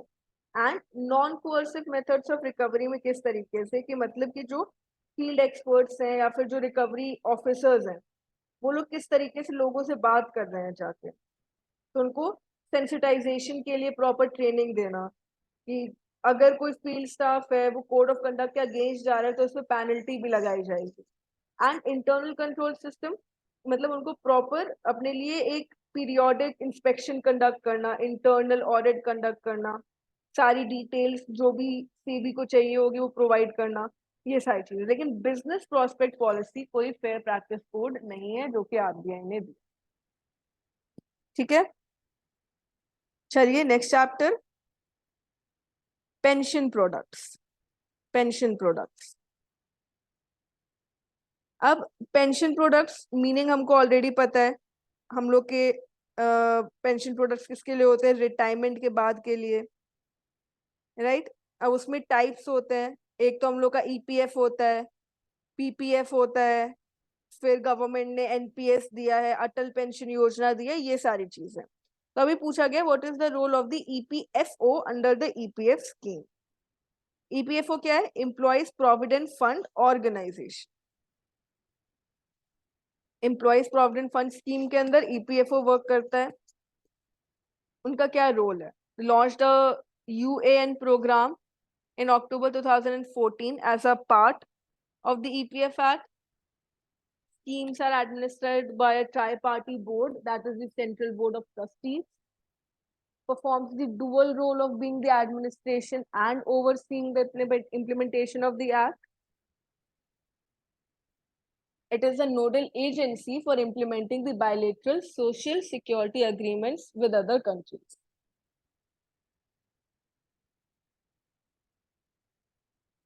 बताइए, जो एम्प्लॉयज प्रोविडेंट फंड स्कीम है ये पहले जब दी गई थी तो ये किसके लिए थी, जो प्राइवेट सेक्टर है हम लोगों का उसके लिए एक मैंडेटरी स्कीम की तरह, प्राइवेट सेक्टर में एक मैंडेटरी स्कीम की तरह इसको दिया गया था। इन which year, 1952, 1952।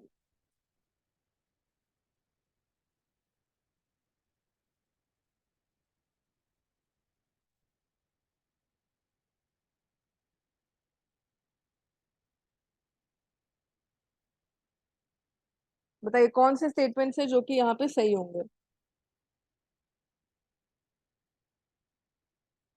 D, 1, 3 and 4। 1, 3 and 4। 1 नहीं, अच्छा नहीं।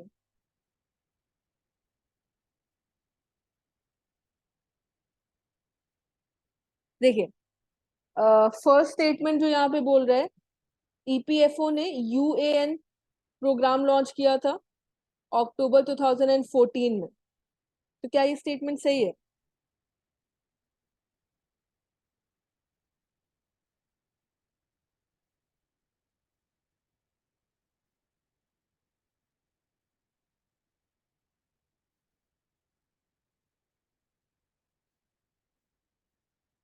जो यूएएन प्रोग्राम था अक्टूबर 2014 में, ये ईपीएफ एक्ट के अंदर नहीं स्टैब्लिश किया गया था। ये किसके अंदर था हम लोग का? ये पंडित दीनदयाल उपाध्याय स्कीम के अंदर था। पंडित दीनदयाल उपाध्याय श्रमदेव जयते कार्यक्रम, अगर आपने सुना हो, श्रमदेव जयते कार्यक्रम, तो उसके अंदर था। मतलब यूनिवर्सल अकाउंट नंबर, जो मल्टीपल मेंबर्स है उनको एक यूनिवर्सल अकाउंट नंबर प्रोवाइड करने के लिए, क्या अगर वो लोग अपनी स्कीम चेंज भी करना चाहते तो वो लोग सेम अपना ये अकाउंट नंबर लेकर जा सकते हैं। ठीक है, तो ये किसके अंदर आया था? श्रमदेव जयते कार्यक्रम के अंदर आया था। Second, schemes of EPFO are administered by a tripartite board, Central Board of Trustees. This statement is correct. उसने काफी सारे स्टेप्स लिए एम्प्लॉयर्स के लिए, एम्प्लॉयज के लिए, IT enabled tools and techniques को यूज करने के लिए। ठीक है, तो ये वाला स्टेटमेंट सही है। फिर, EPFO performs the dual role of being the administration and overseeing the implementation. देखिए, डुअल रोल तो होता ही है, लेकिन administration and overseeing the implementation ये एक ही रोल हुआ। दूसरा रोल क्या करता है? ये क्या करता है? ये सर्विस प्रोवाइडर की तरह एक्ट करता है।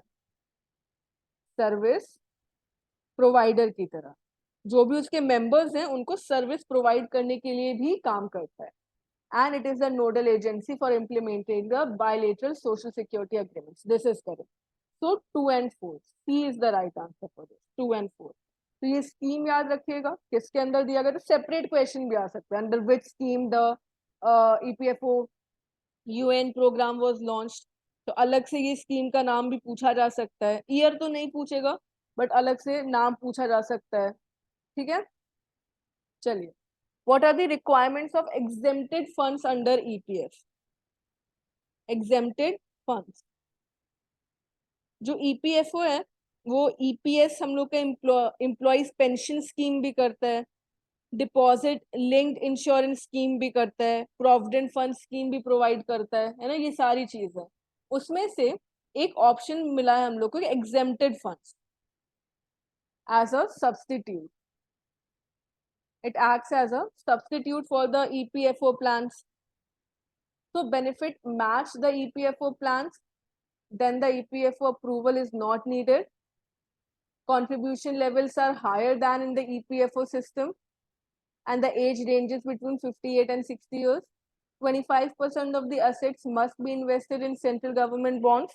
30% are required to be invested in the bonds of public financial institutions.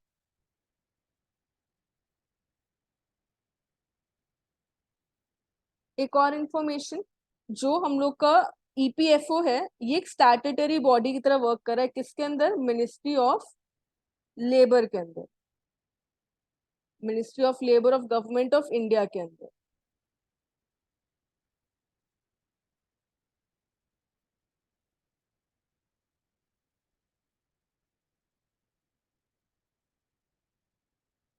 तो इसमें से ये सब्सिट्यूट की तरह एक्ट कर रहा है। पहला स्टेटमेंट क्या कह रहा है? इफ द बेनिफिट्स, अगर जो हम लोग का एग्जेम्प्टेड फंड्स का बेनिफिट है वो मैच कर रहा है तो फिर EPF approval is not related. नहीं, ईपीएफओ अप्रूवल तभी चाहिए होगा कि अगर कोई इंप्लॉई है वो चाह रहा है कि वो ईपीएफ स्कीम नहीं ले रहा, वो क्या कर रहा है? वो एग्जेम्प्टेड फंड्स में पार्टिसिपेट करना चाह रहा है, तो फिर उसको मैच तो करना ही चाहिए ईपीएफओ के बेनिफिट्स के साथ साथ, प्लस उसको क्या अप्रूवल भी चाहिए, एग्जेम्प्टेड फंड स्टार्ट करने के लिए अप्रूवल भी चाहिए। दूसरा, contribution levels are higher than the EPFO.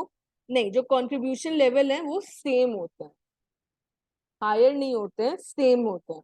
58 to 60 years ये वाला इंफॉर्मेशन सही है। बाकी चीजें जब हम लोग एग्जेम्प्ट कर रहे हैं तो उसमें क्या होगा, 25% of the assets must be invested in the central government bonds, ये इंफॉर्मेशन ठीक है। 30% फाइनेंशियल इंस्टीट्यूशंस, ये भी सही है। सो 3 and 4 आर करेक्ट। उसके अलावा 15% government bonds, public sector enterprises, इस तरीके से जो स्टेट वाले होते हैं, 15% किस में जाएंगे, स्टेट में जाएंगे। ठीक है, तो 3 and 4।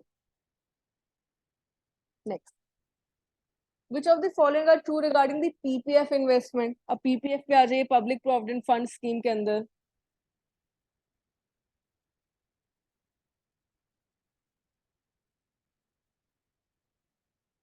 Minimum and maximum ₹500 and ₹1 lakh. तो उसके बाद lock-in period is 15 years and one can extend the investment another 15 years. They can be deposited up to 12 installments per financial year. NRIs are eligible to open a PPF account. पहले तो public provident fund scheme किसने launch किया था, national saving institute. ठीक है, minimum और maximum की अगर बात कही जा रही है यहाँ पे, तो मिनिमम इज 500, मैक्सिमम इज 1,50,000 होगा। ठीक है, ये 1,50,000 इसका होता है मैक्सिमम इन्वेस्टमेंट। दूसरा, इन्वेस्टर्स मल्टीपल अकाउंट नहीं ओपन कर सकते हैं। जो भी इसमें इन्वेस्ट कर रहा है तो मल्टीपल अकाउंट्स वाला ऑप्शन इसके अंदर नहीं है।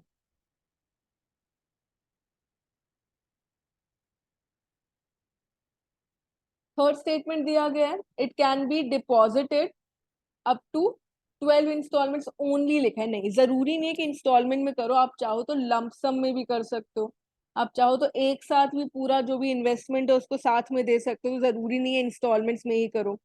या तो लंप सम अमाउंट या फिर इंस्टॉलमेंट में होता है। And any citizen can avail the benefits of the saving schemes, लेकिन एनआरआईज एलिजिबल नहीं हो, एनआरआईज एलिजिबल नहीं हो।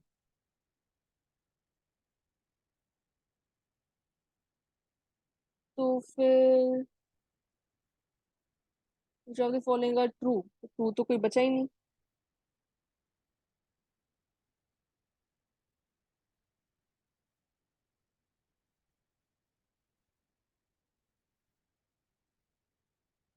इसमें से एक भी ट्रू नहीं है, नन ऑफ द अबव होगा यहाँ पे, none of the above. Ma'am second वाला एक बार एक्सप्लेन कर देंगे प्लीज। लॉक इन पीरियड मतलब पीपीएफ अकाउंट आपने ओपन किया है तो आप 15 इयर्स तक उसको रख सकते हो, कि मतलब अपने इन्वेस्टमेंट्स जो आप करोगे वो 15 इयर्स तक होंगे। उसके बाद आप अपने इन्वेस्टमेंट को और एक्सटेंड कर सकते हो फॉर अनदर 5 ईयर। 15 इयर्स नहीं, 5 इयर्स, मतलब 15 इयर्स तक आप इन्वेस्टमेंट कर सकते हो। 12 इन फॉर एग्जाम्पल 12 इंस्टॉलमेंट्स पर फाइनेंशियल ईयर, और चाहो तो आप उसको और 5 इयर्स तक कर सकते हो, मतलब 20 इयर्स तक। उसके बाद फिर इसका आपका जो भी उसके अंदर पेंशन स्कीम होगा वो स्टार्ट हो जाएगा, ये इसका मतलब है। आप कितने टाइम तक उसमें इन्वेस्ट कर सकते हो, आपका जितना भी पूरा ऑफिस का या जॉब का लाइफ टाइम है, आप उसमें पीपीएफ अकाउंट खोल रहे हो, तो आप कितने टाइम तक उसमें इन्वेस्ट कर सकते हो। तो 15 years is there and then another 5 years आप उसको एक्सटेंड कर सकते हो। ठीक है, अभी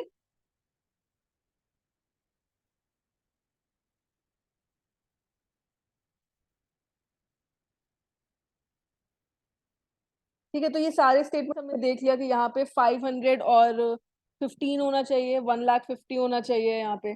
सेकंड में 5 इयर्स होना चाहिए, लमसम और इंस्टॉलमेंट दोनों ऑप्शन होता है। NRIs, non resident Indians are not eligible, they are not eligible. उसके अलावा जो हिंदू अनडिवाइडेड फैमिलीज होती है ना, वो भी एलिजिबल नहीं होती, केवल जो रेसिडेंट इंडियंस हैं वो एलिजिबल होंगे यहाँ पे। ठीक है,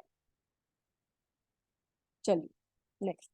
what is the difference between immediate annuity and deferred annuity? हम लोग एक और कौन से चैप्टर में किया था, इंश्योरेंस चैप्टर में किया था। हाँ, इंश्योरेंस में किया था कि इमीडिएट और डेफर्ड क्या होता है। Immediate annuity begins at once, whereas deferred annuity payments to the annuitant commence at some specified time or specified age. Immediate annuity is purchased with a single premium called the purchase price. Deferred annuity can be funded only by series of regular payments.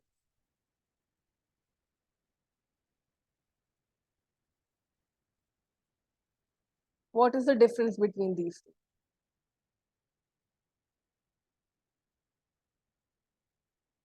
A only one, right? तो ये statement तो ठीक ही है. Immediate annuity क्योंकि immediate है, तुरंत start हो रहा है, ठीक है. और डिफर्ड एनुइटी क्या होता है? ये कुछ पर्टिकुलर एज पे या पर्टिकुलर टाइम पे स्टार्ट होता है, ठीक है. उसके अलावा क्या दिया हुआ है सेकंड स्टेटमेंट में?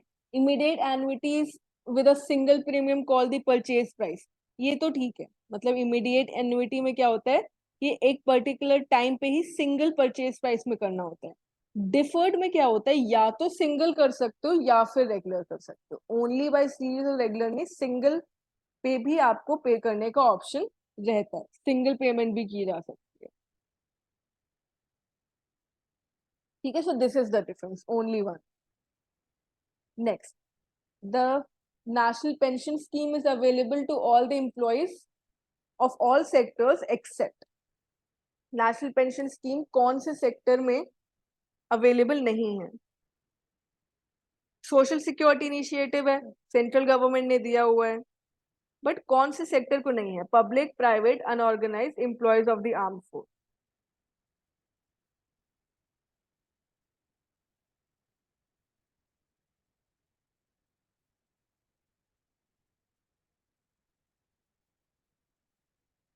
D correct. Employees of the armed force के लिए ये अवेलेबल नहीं है. मतलब कि एक सोशल सिक्योरिटी स्कीम है, उसमें सारे लोग अपना पेंशन के लिए ये सारे में कर सकते हैं रेगुलर इंटरवल्स में during the course of their employment, लेकिन आर्म्ड फोर्स में जो कि है वो अलाउड नहीं है. चलिए, what is the all citizens model under NPS? अब दो मॉडल्स हैं, एक तो कॉर्पोरेट मॉडल है, दूसरा है ऑल सिटीजन्स. कॉर्पोरेट मॉडल किसके लिए है? जहां पे companies can adopt for their employees, company अपने एम्प्लॉयज के लिए करेगी, तो वो कॉर्पोरेट मॉडल होता है. दूसरा है ऑल सिटीजन्स मॉडल. बताइए, एनपीएस उसके अलावा अगर हम लोग देखना है चाहे तो किसके अंदर आ रहा है? तो NPS scheme it is regulated by the pension fund regulatory and development authority, PFRDA, pension fund regulatory and development authority के अंदर इसको किया जा रहा है. सेटअप किसके अंदर किया गया है? एक्ट ऑफ 2013, ठीक है. चलिए, NPS is designed on defined contribution basis. Longer the term over which the fund accumulates, larger the charges deducted. NPS is distributed through authorized entities called the point of presence. Tier 2 account is a non-withdrawable retirement account which can be withdrawn only upon meeting the exit condition. ये जो tyre 2 है, तो दो type के यहाँ पे accounts होते हैं, tyre 1 and tyre 2. Tyre 1 and tyre 2.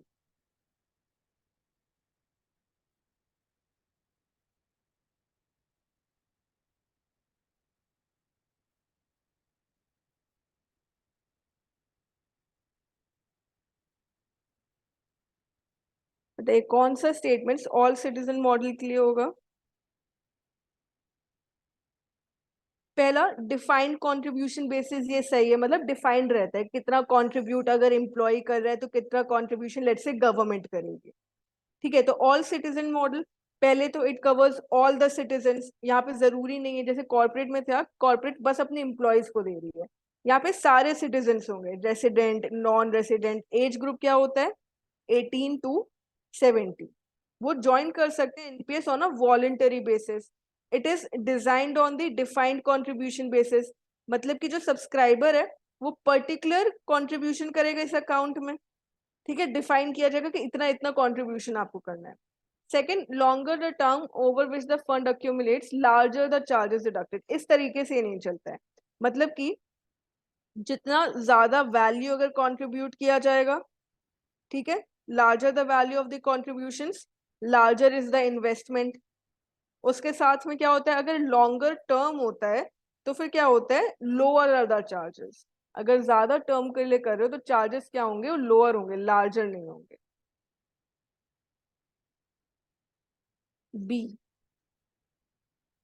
1 and 3, yes 1 and 3। यहाँ पे जो टायर 2 की डेफिनेशन दी गई है वो एक्चुअली टायर 1 का है। टायर 1 नॉन विड्रॉएबल अकाउंट है, केवल एग्जिट कंडीशंस में हो सकता है। टायर 2 में क्या होता है, ये एक वॉलंटरी सेविंग्स फैसिलिटी है, एड ऑन की तरह, मतलब टायर 1 अकाउंट है उसमें एड ऑन करने के लिए, they will be free to withdraw their savings whenever they wish. तो टायर 2 क्या आता है, इसमें विड्रॉएबल हो जाता है, it can be withdrawn whenever the subscriber wants। ठीक है, so 1 and 3। Next, which of the following is not correct for the withdrawal or exit plan from NPS Tier 1 account? NPS Tier 1 account का जो withdrawal plan है उसमें कौन सा सही नहीं है? Partial withdrawal, premature withdrawal, normal withdrawal, none of the above.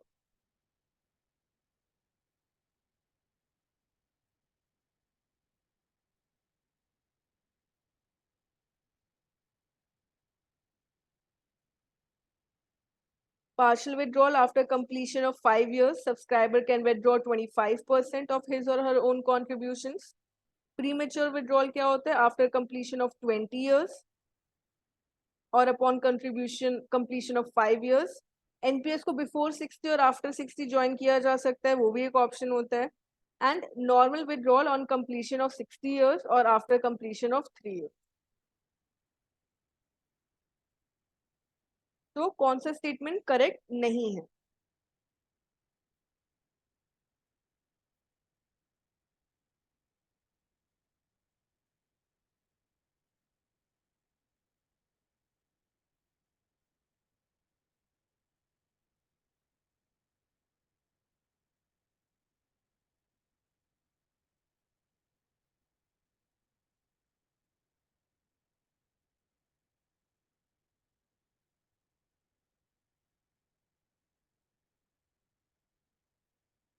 इसमें से जो प्रीमेच्योर विड्रॉल वाला है ये गलत दिया, ये 20 नहीं, ये 10 years का होता है।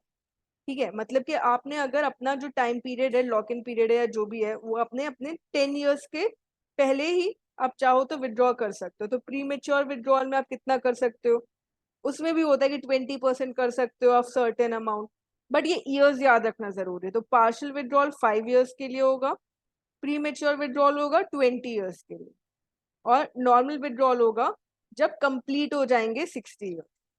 उसमें कंडीशंस होते हैं, अगर सब्सक्राइबर ने 60 years ऑफ एज के पहले किया है तो 60 years हो जाएगा, अगर बाद में किया है तो आफ्टर कंप्लीशन ऑफ 3 years। फिर प्री मेच्योर विड्रॉल में भी इफ 10 years होगा अगर कंप्लीशन होता है, 5 years अगर 60 years के बाद लिया है। पार्शियल विड्रॉल में क्या आता है, आफ्टर कंप्लीशन ऑफ 5 years, मतलब आपने उस स्कीम में कंट्रीब्यूट किया फॉर 5 years, उसके बाद आप क्या कर सकते हो, आप विड्रॉ कर सकते हो अपना कंट्रीब्यूशन कितना, 25%। और रीजंस, बहुत सारे रीजंस हो सकते हैं, इलनेस हो सकता है, एजुकेशन हो सकता है, इन सारी चीजों के लिए। Next, which of the following are not correct for the Atal Pension Yojana APY scheme? Which of the following statements are not correct?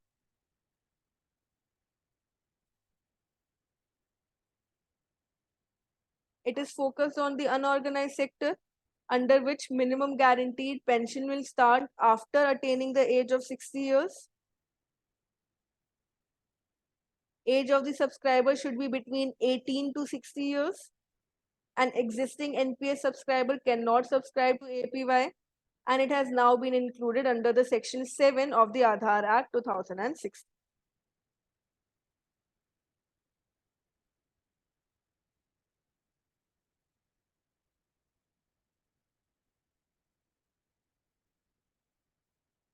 तो यस, ये ऑर्गेनाइज सेक्टर के लिए होता है, it will start after attaining the age of 6 years।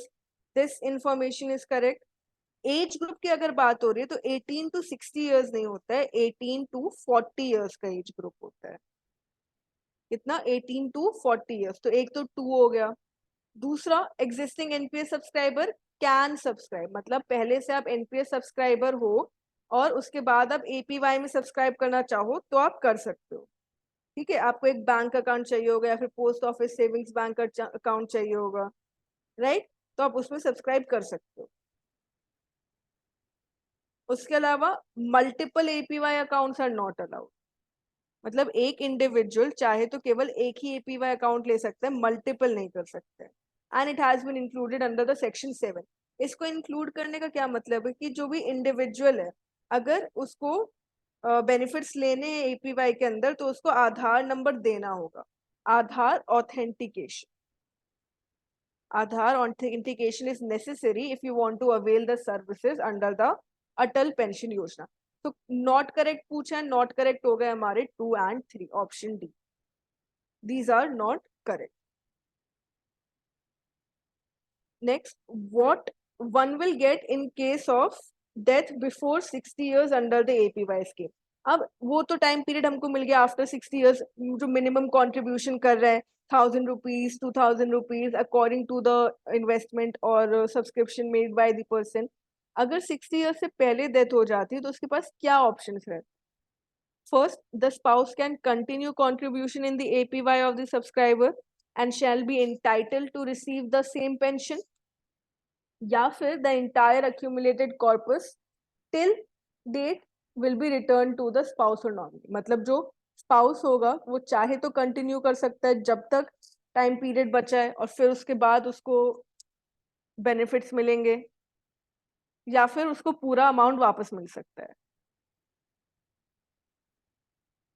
Which statement is correct? One only, two only, both one and two, neither one or two.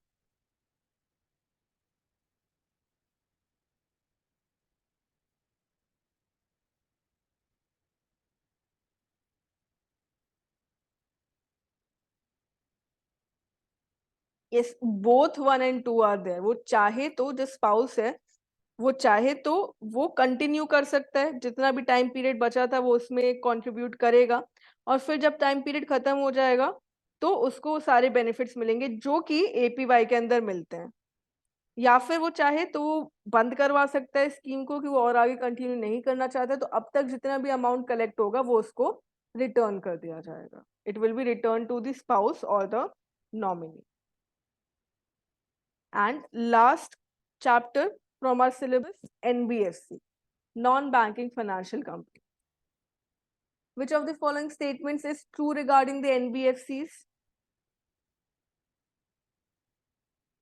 NBFCs are registered under the Companies Act 2013. Principal business includes agriculture activity. They have a competitive edge due to their superior understanding of regional dynamics. They have higher transaction costs as compared to the banks.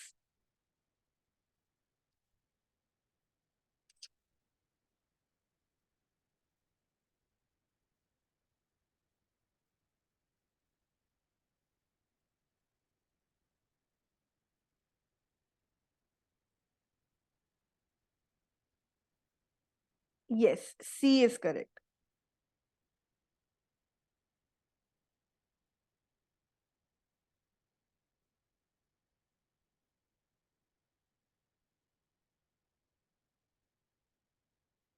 ये जो first है, NBFCs are registered companies act 2013 और 1956, और 1956 हो सकता है। Principal activity of NBFC includes agricultural activity, that is not necessary. Agricultural activities में जरूरी नहीं है, मतलब कि लोन्स, एडवांसेस, शेयर, स्टॉक्स, इन सब में पार्टिसिपेट करता है ये।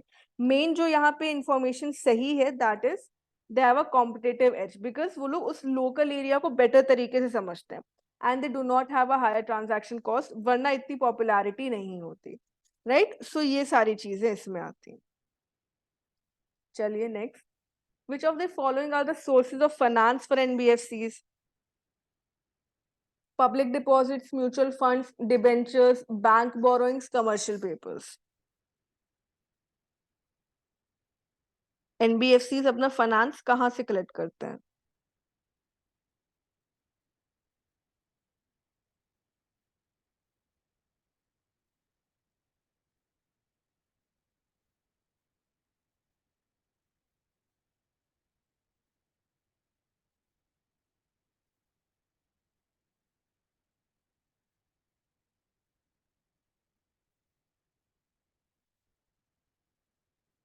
ठीक है, तो public deposits yes, mutual funds yes, bank borrowings, commercial papers, debentures उसका एक सोर्स नहीं है।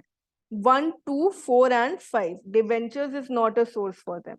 ठीक है, बाकी सारे उसके सोर्स है जहां से वो फाइनेंस कलेक्ट कर सकता है NBFC.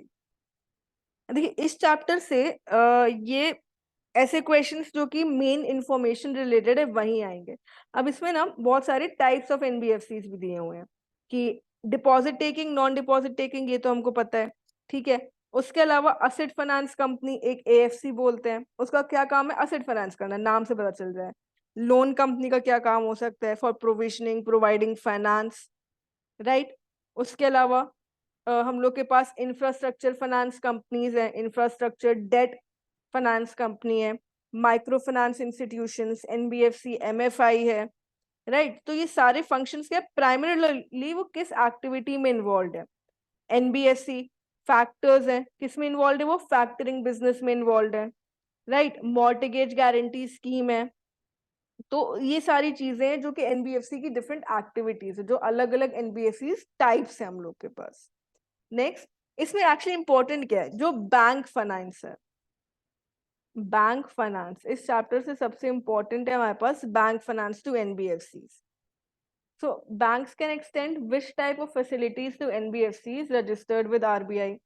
Need-based working capital facilities, term loans, overnight loans, finance against second-hand assets, personal loans.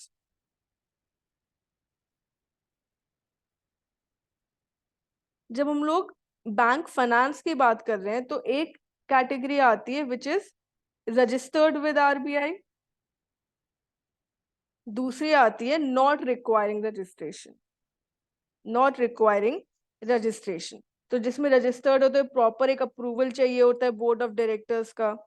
तो एनबीएफसीज किस किस में आ सकते हैं? परमिसिबल एक्टिविटीज, इंफ्रास्ट्रक्चर फाइनेंसिंग आ गई, इक्विपमेंट लीजिंग आ गया, हायर परचेज, ये सारी चीजें। ठीक है, नॉट रिक्वायरिंग के अंदर क्या आती है? इसके अलावा बैंक्स में टेक क्रेडिट डिसीजंस मेरिट के बेसिस पे, credit nature, quality of asset के हिसाब से। ठीक है, तो यहाँ पूछा है कि बैंक किन किन चीजों के लिए फैसिलिटीज को मतलब फंड दे सकते हैं एनबीएफसीज को registered with RBI. So the right answer is 1, 2 and 4। 1, 2 and 4 option है। तो रजिस्टर्ड विद आरबीआई के लिए ये सारी एक्टिविटीज है जिसके लिए बैंक फाइनेंस प्रोवाइड करेगा। Next, which of the following NBFCs categories are exempted from the requirement of registration with RBI? Again, अब कौन सी एक्टिविटीज है जो exempted है?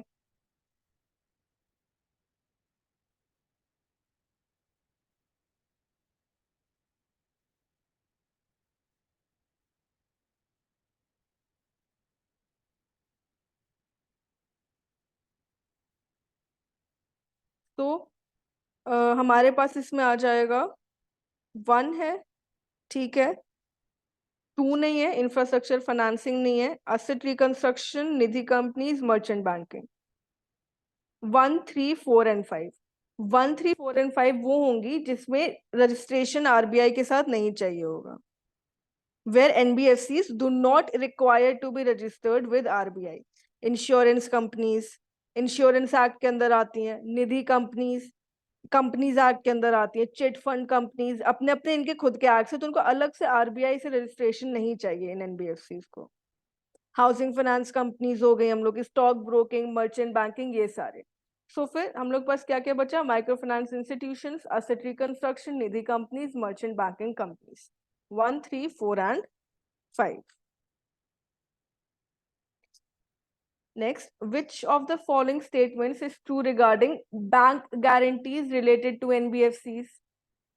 Bank guarantees. Bank can execute guarantees for intercompany deposits with NBFCs. Guarantees should not be issued for indirectly enabling the placement of deposits with NBFCs.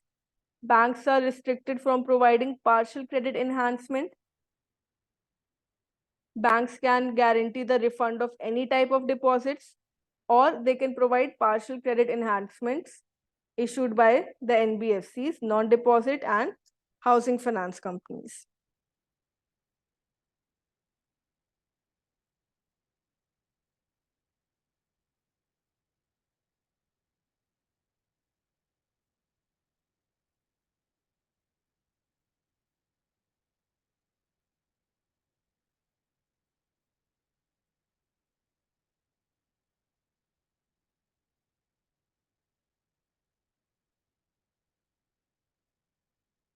The right answer is 2 should not be issued for indirectly enabling the placements of deposits, and what else? 5, banks can provide partial credit enhancement to the bonds issued by the NBFC non-deposits and SFC.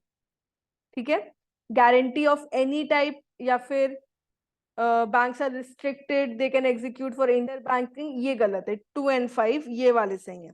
Bank guarantee से related और detail में आपका PPB के अंदर आएगा, PPB के अंदर आएगा।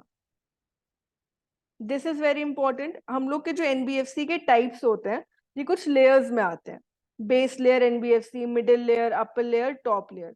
तो which of the following layers in the regulatory structure of NBFC is expected to be empty?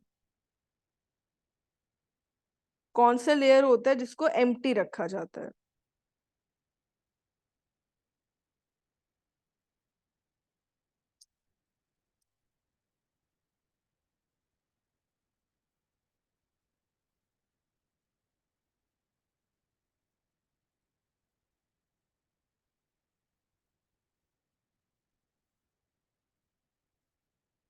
D, yes, top layer को मोस्टली एम्प्टी रखा जाता है।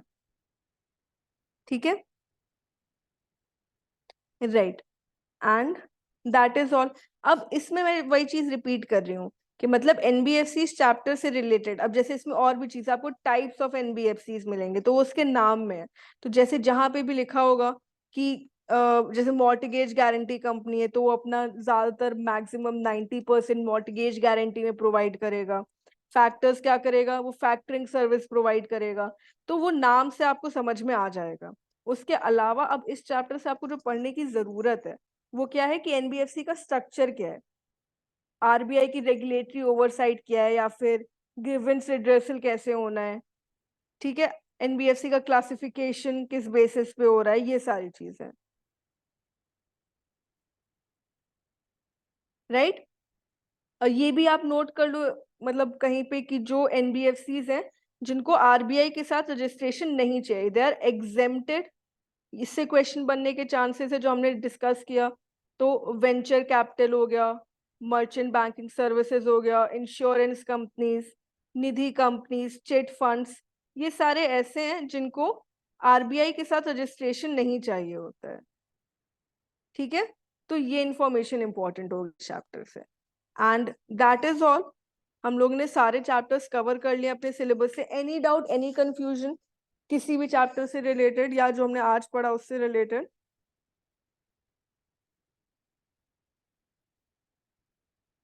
नो?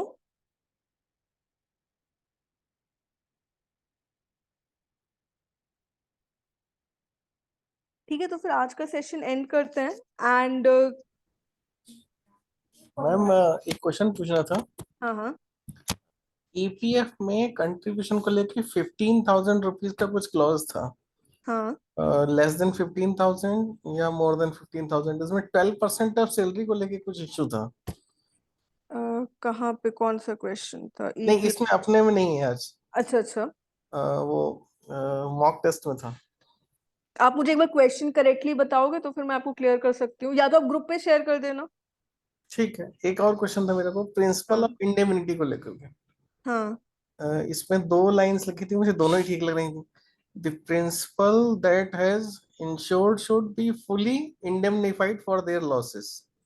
एक अच्छा लाइन ये लिखी, हाँ, एक लाइन लिखी थी the principle that the insurer should contribute to the losses suffered by the insured. Hmm, तो ये दोनों ही लाइन मेरे को ठीक लग रही थी, बट इसमें एक ही आंसर था। अच्छा देखिए, इंडेमनिटी का मतलब ये होता है कि जो इंश्योरर काम कर रहा है ना वो किसी भी तरीके से अपने प्रॉफिट पे काम नहीं कर रहा है। जो भी लॉस हुआ इंश्योर्ड पर्सन को, तो वो उसी के डैमेज को पूरा पूरा कवर करेगा, कि वो अपने प्रॉफिट के लिए वहां पे काम नहीं कर रहा है। तो अगर आप इस तरीके से सोचो तो आपको कौन सा स्टेटमेंट सही लग रहा है? Fully indemnified for their losses. Yes, मतलब कंप्लीटली उनका जो भी लॉस हुआ है उसको कवर करने के लिए वो काम करेगा। ओके, एक बैंक का इंश्योरेंस को लेकर के भी एक इशू था। हम्म। उसमें 2000 का कुछ रूल्स था और फिर 2013 में शायद स्टार्ट हुआ था, ऐसा कुछ था। तो ये मुझे अच्छा। को कुछ समझ में नहीं आया था कि 2000 टू 2013 बड़ा लंबा गैप था। मुझे वही पूरा क्वेश्चन आपको बताना पड़ेगा। ठीक है, कल देखते हैं इसको अच्छा फिर। ठीक है, तो फिर आपने जो क्वेश्चन देखा वहां पे आपने इशू रेज किया? नहीं, इशू नहीं रेस किया। इशू कई बार रेस किए थे तो कई बार सॉल्व नहीं हुए, या मैं भी टाइम से नहीं देख पाया तो मैंने फिर छोड़ दिया वहां पे उसको। अच्छा चलिए, आप ऐसा करो ना, आप एक बार फिर से देखना, मुझे या तो क्वेश्चन या तो ग्रुप पे भेज देना, वहां पे सॉल्व कर देते हैं। ठीक ठीक है, थैंक यू मैम। ओके चलिए, तो फिर एंड करते हैं। कल का मैराथन भी अटेंड कीजिएगा, उसमें भी देखते हैं क्या क्वेश्चन है हमारे पास। Sure sure. Okay then, thank you.